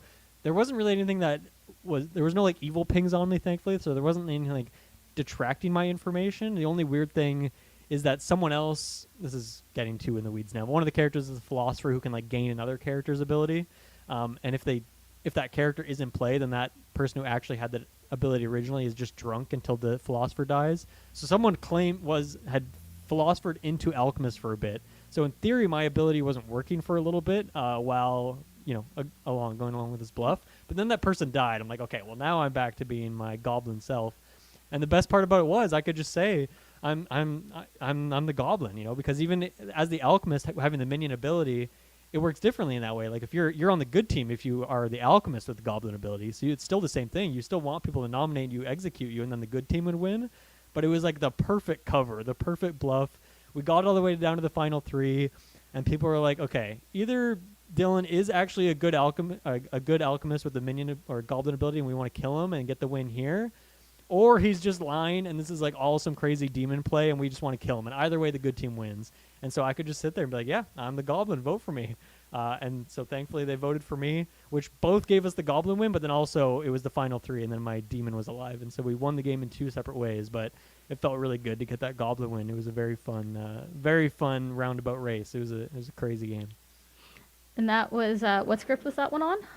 That was a custom script. I don't even remember what it was called. It was all sorts of wicked random characters on there. Okay, that sounds really fun too. Yeah. I'm really excited as you continue to like make these scripts and add characters and see how they all interact. And I know Colton's starting to do the same as well now too. So it'll be interesting as well to see how kind of your scripts vary from his scripts and the characters that are chosen and how they interact. So yeah, it's funny, like for both me and Colton, like obviously we both make video games. Like we both have a game on Steam. You can go check out our games if you want to go check out Colton's games called Siegebreaker, mine's Potion Problem if you want to check them out. And this is it's almost like a game design thing, like putting these scripts together and making like a balanced script of characters where like every interaction has like multiple ways it could happen. So it's not like, oh, well, if this one thing happens, obviously it means this one person is like, for example, like when a virgin procs in Trouble Brewing, that's the only way that kind of mechanic can happen. So it like confirms information. So it's good to think about like, okay, what are multiple ways any interaction could happen? Build in some ambiguity there, so it's not just like an immediate solve. I don't know. Making scripts and thinking about the balance of it is a really interesting thing. And yeah, there's so many out there, and like there's only the 3 base scripts so far that are like considered like the standard default ones. But there's so many other that are like supported in like the base collection or whatever. And then there's like all sorts of people making random custom ones. And a lot of the games I've played are just like made by other people in Vancouver who came up with like a funny idea for a script. So it's a lot of fun putting them together. You should try it sometime. I want to see what a Jessica script would look like. Yeah, I mean, I guess I would just be going in there like on the little wiki page, writing it down on my piece of paper. But I could go take a look, see what I find. Yeah. Question from like a storyteller perspective. I wanted to actually ask you about this, so this works out. Again, probably going to be a little in the weeds on this one. Oh yeah, we've lost a lot of viewers at this point, and that's fine. They got a good hour and 20 of regular video games, but now we're into our freak corner here, so it's all good. Not the freak corner. So good freak corner. Honestly, I'll live in this corner. This is a perfect corner for me. When we played that last game, that was a complete and utter mess. It was a mess, yeah. It was a total mess. From a storyteller perspective, like we had a VI, a village idiot, who didn't understand their role or like misheard the storyteller, and so they were saying that they were actually an ogre. Like I guess from a storyteller perspective, is that just you assume that is them bluffing? Like there is not a need to like go in and check and verify that, because that one was a little wonky because it threw off everything. Like we then killed Alex because we thought that there was 3 outsiders, and it turned out like Alex was in fact actually the Moonchild. So just kind of wondering, like, is that just kind of storyteller discretion to like check in and be like, hey, you're claiming this wrong role that's not even in the game? Yeah, I obviously I wasn't the storyteller of that game, so I don't know exactly like how it went down. It's unfortunate because if Ash had survived one more night, then that would have been cleared up because the ogre only wakes up on the first night, and so when Ash would have been woken up again, would have been like, wait, what? I thought I'm ogre. What do you mean? And then would have been, oh, you're actually the village idiot. You just misheard or something. I mean, I think she was having some issue with like the app or something, so I think it just like didn't give her the token necessarily. And then I don't know if it was either a text chat thing or if she was in a private chat with Colton when they were talking about the rules or whatever was going on there. So yeah, that was an unfortunate. I mean, the thing is, like, I guess I wasn't too bothered about it. Maybe I also give the storyteller a huge amount of leeway because it's hard to keep things straight, and especially that script. There's so much, especially Village Idiot's a really tough character to run properly. So I give Colton a lot of leeway there in terms of like, oh yeah, you're allowed to have mistakes. I've made some mistakes in games we've played before, but at the end of the day, like, hey, it was that final 3. I was dead, so I couldn't nominate. But I was like, I think it's Bryce. Like, I think we need to vote for him. There's enough information for me that was pointing towards the demon, and so like the solve was still possible there. But I didn't also think that Matt was also evil, and so the fact that they were 2 evil guys and they were just they were wasting our time their day. They did a really good job of just burning out the clock by just like screwing around and talking about nothingness and then not nominating like anything of value. Like they did a really good job there, but I do think the game was still solvable even though it was like a total mess. Oh, I'll be 100%. I thought it was Bryce over Matt, but Matt was nominated, so I'm gonna vote for Matt because it's a tricky thing, right? There was only one good guy alive in the final 3, which means that you just have to have, as the good team, you have to trust that guy's intuition is right. And I think I forget how the vote went, but I think Adam like probably thought Matt was evil, which he was. He was evil. It just wasn't the demon, unfortunately. So, but that was like our only chance to vote for someone. So I don't know. I think if I could go back in time, I would have like really pushed. Hey, Adam? Can you at least just nominate Bryce so like the people who want to vote for it can vote for it?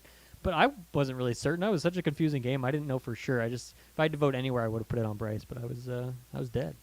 Yeah, well, there was only the one nomination, right? Because Adam nominated. So, I mean, yeah, had people push more to be like... I mean, that's a great thing to do as the evil team. Just, like, try and kill the timeout in the final 3. If there's 2 evil guys alive, just let the good guy nominate something. Hope it's obviously the wrong one. And just like, screw with the time. I mean, there's, like... I feel like that's the role of the Baron in Trouble Brewing. Is, like, once you've been put in the bag... your role is done, right? You've got the outsiders in play. Now you don't have to worry about staying alive. Just create as much chaos as you can. Waste the clock. Obviously, don't be like too obvious about it. But just like, hey, when everyone has free time to talk in the town, just say the most random, useless crap of all time. You know, like just kill the clock and make it so town can't solve anything. I feel like that's what Matt does every time, even if he's good. He's very long-winded, which helps him out really well when he is evil and when he's not the imp, because he really does burn a lot of time. And I mean, I think me and Colton also like run it kind of differently in terms of how long we let things go on for. And I'm trying to make things more and more snappy as we go along. But even like, for example, when we get to like Badman Rising, I think that is a thing I need to change. I think since there's so many deaths in the night and the games are going to be shorter in that way, I'll probably just give you guys a lot more time to chat during the day, because also the puzzle's a lot more complex. So you need more time to really solve things. And so I don't know, I think I just have to... And with this script too, I think I tried to give you guys about equal time to Trouble Brewing in terms of how long I'm making the days. And I'm trying to run without the clock now. I wanted to ask you about that. How did you feel about me not using any timers, like any physical timers when I was storytelling those last games? Did you even notice a difference, or did it feel pretty much the same? I mean, I like the timer strictly because then I know what to expect. But I also would have, like, me personally would like more time like with everyone in town, because we've gotten to the point now where everyone's in private chats, but then when we come back to town and there's only like 1 minute before nominations open and there's 12 people, like it's not enough time to really discuss what people might have found out. But that's fair. It is good to like to know, because there was one of the nights that Colton was a storyteller, like it said there was like 10 seconds left and someone put up a nomination. And then it was like, okay, well, this isn't going to pass, but we need to, like, you know, be ready to, like, immediately nominate someone else. And if that 10-second timer wasn't in the bottom, maybe we wouldn't be as Right. aware of how fast we need to move. Yeah, I mean, I do try and make it fair for you guys, and I do like, hey, any nominations, I can call for nominations. Yeah. Any Oh, last second 100%. nominations, I Yeah. give you a bit of time. Yeah, try and make it fair in that way. But heard on that, I'll try and give you guys more time, especially because this is another thing too. Is I feel like generally, I don't know if it's like technically against the rules because it's very freeform in terms of how you run a lot of it, but like in Final 3, you're not really supposed to give any private chat time. Like it's supposed to be all out in the open. And I tried to change that last session, and making sure that everyone just talks in town together in the Final 3. But I haven't like done that in the past, so I think just it's kind better. of switching it up. I like it better. It's like it's the end. Like put it all on the table. Yeah, Like exactly. It's tricky though if there is that person who's just trying to waste time, and there's some people who are like louder than others and whatnot that might be more willing to just talk endlessly. So you gotta like That's try true. and moderate to some extent. But it's funny. One of the things before we started last session, I was gonna do a little PSA. I was gonna say, you know what, guys, you guys are getting way too wild when the accusations are happening. Like, because I want to hear the accuser make their case, then the defender, and then anything pertinent. Because I feel like the session before it was too crazy. People were just talking over each other, and it was getting too crazy. I feel like I circumvented it a little bit by just again trying to be annoying of like, hey, stop talking, let this person talk, go in order. And then I was trying to give you guys more time when we get back to town before I open the nominations. So that was because I haven't really done that before. Usually I just open nominations right away, but I did try and give you guys a bit more time there. But yeah, I'm also trying to make the game move at a clean pace, like especially for people like if you got killed night 1 and you're, I don't know, like a useless roll or something like that. For a lot of people, like they aren't as engaged with the game at that point because they feel like, or if you use your ghost vote, like you're kind of just sitting there, you're just kind of hanging out. And you can still say stuff, of course, but I don't know. I guess I'm trying to make the games like I'd rather have 3 hour-long games than 2 hour-and-a-half long games in the night. Like that would be a preference for me if we with the time that we have, right? I agree. It's funner to be able to like restart and figure out a new situation and everything. And I do agree that I think the like here's your like accusation, here's the defense, and honestly, maybe it doesn't even necessarily need a time for like other people to chime in. Like maybe if you want to chime in, do it at a different time. But that's a hard one because sometimes people do bring up really good points. But it does just extend everything. I think it's good as long as they are talking about the accusation. But so many times it's like starts out as like, oh yeah, this person Jessica's on the block. I want to we shouldn't vote for Jessica because here's these 3 people that are colluding, and we should actually vote for this person. It's like no, keep it relative to Jessica. I get it. You're trying to get Jessica off the block, that kind of thing. But at the same time, sometimes the conversation gets like really far away from like the actual thing at hand.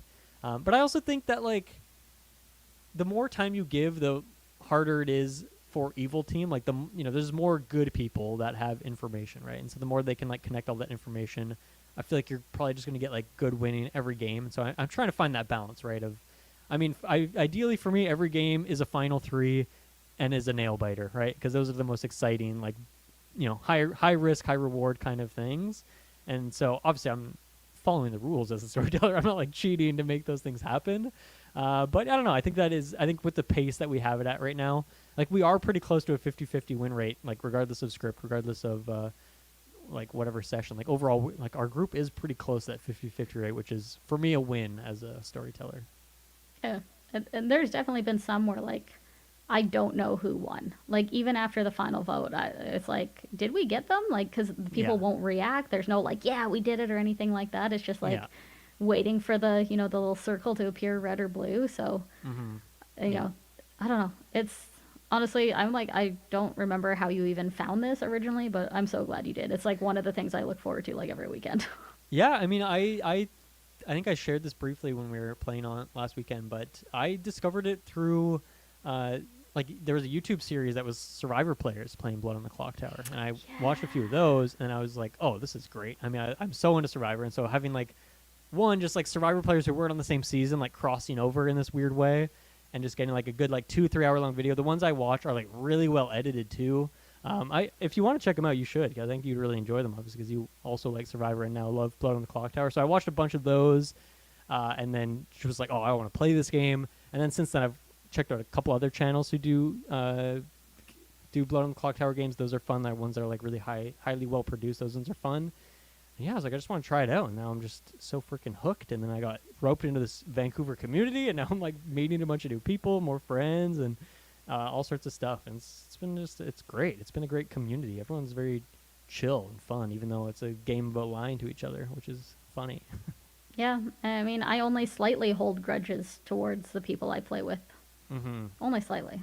Yeah, yeah. You gotta have some. I mean, there's definitely like a recurring metagame. Like I've noticed in like some of the online games that I've played, certain people are just like always sus of me, regardless of my alignment. And so, but then I'm like, the next game I'm in with that person, I'm just gonna go to them and I'm like, hey, I've noticed this thing. You're always sus of me. Like, how can we be on the same team? What do you want from me? Do you want me to tell you my character? Do you want me to give you like 3 characters? Do you want me to lie to you day one? I'll do whatever you want. Like, I feel like there's a kind of a metagame between people too of trying to, especially as a storyteller, as I'm watching you guys. And then when I finally got in there, I was like, just shot out of a can of like, oh, I have so many strategies. I know how to mess with all of you because I know exactly what you do when you're good or bad because I've been watching from my gargoyle tower up here. So it's really fun to finally jump in there. I'm glad that Colton's really into storytelling and we can kind of split it half and half and we can both get in there and play.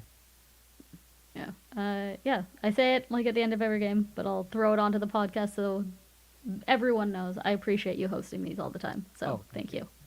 Yeah, no, I'm glad that everyone is taking a liking to it because obviously we've had some friends in the friend group like play it like once or twice and like, yeah, it's a good game, and then like they just don't want to play again. But then there's some people who are like every weekend they're like, yeah, I want to play this game again and again and again. Like that's why I was so happy when Matt joined because one, he's just such an eclectic player. He's so intense, he's so funny, and he's just like in love with the game now. He just wants to play all the time. So he was a great person to add in the group, and so it just gets more and more fun. And it's fun like mixing groups too because obviously some of the people that I've pulled in, almost all of them have like that that you guys don't know previously have like played the game a bunch. Like they know stuff. They're like into the metagame of it. And my friend Nick, when he's played, because he's played like hundreds of games and he's story told hundreds of games, like he's a master of this thing.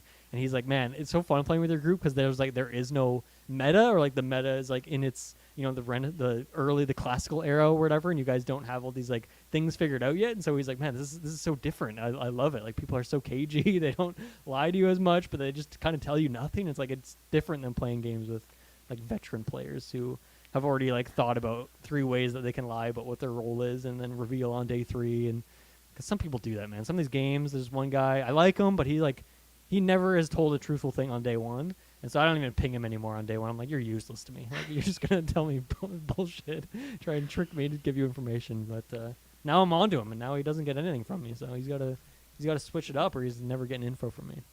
And the very first time Nick ever called me, he's like, want to do a 3 for 3? And then the entire night, I was just like, explain to me stuff. Yeah. And then, so we sat in a private chat and he like explained a 3 for 3 or 2 for 2 and like what some people might say or they might not say, or like they might say like a night 1 rule, or they might say like a reoccurring rule. And then we got called back to town and I was like, I told you nothing, but thank you for everything. Yeah. See, he was the shepherd in that game. That was the role he had that game. Yeah, I'm going to look up that role. That's what you'll be yeah. when we're playing with the patrons and stuff. When they haven't played this game before, we're like, oh, 3 for 3, this is what this is. But, yeah. I know Bryce said that too when he joined. He's like, man, your friends don't know what 3 for 3 is. This is crazy. I have to like reinvent my strategy. This is normally what I do. But I'm a so-so on the 3 for 3. I can't remember all these things. And so many people just lie anyway, so it's like, what's even the point? I don't like it. Yeah, it's not my favorite. I can't remember I barely remember my Especially own lies. in person. Like you think I'm gonna be able to remember the 3 you gave me 4 minutes from now? That's not happening. So yeah, I know it's getting to the point where I actually need like a notebook to like. These are the lies. I love how much it's in the app, like how you can put custom notes and all that stuff. It's really nice. Yeah, I've been really leaning into it the last couple of games as we've been getting into these bigger scripts. Mm-hmm. Yeah, definitely. Well, I mean, I feel like I could talk about this game for hours, as could you. But yeah, any final Clocktower thoughts or things like that before we close it out here? I feel like I am excited to play on Saturday because that looks like what's happening. Yep. And yeah, a shout out to someone who's probably a drunk right now. Yes, there's always drunk. Gotta have a drunk. Someone's poisoned. Someone's drunk. Someone's poisoned and drunk. could be a drunk village idiot and a drunk. Yes. All these things are very possible. Yes, great game. Anyone who hasn't played it yet, check it out. It's amazing. Thank you, Jessica, for joining me. This was a fun one, as always. The queen of co-op. Thank you, everyone, for listening. We'll be back again next week, as we always are. Have a good one. Bye-bye.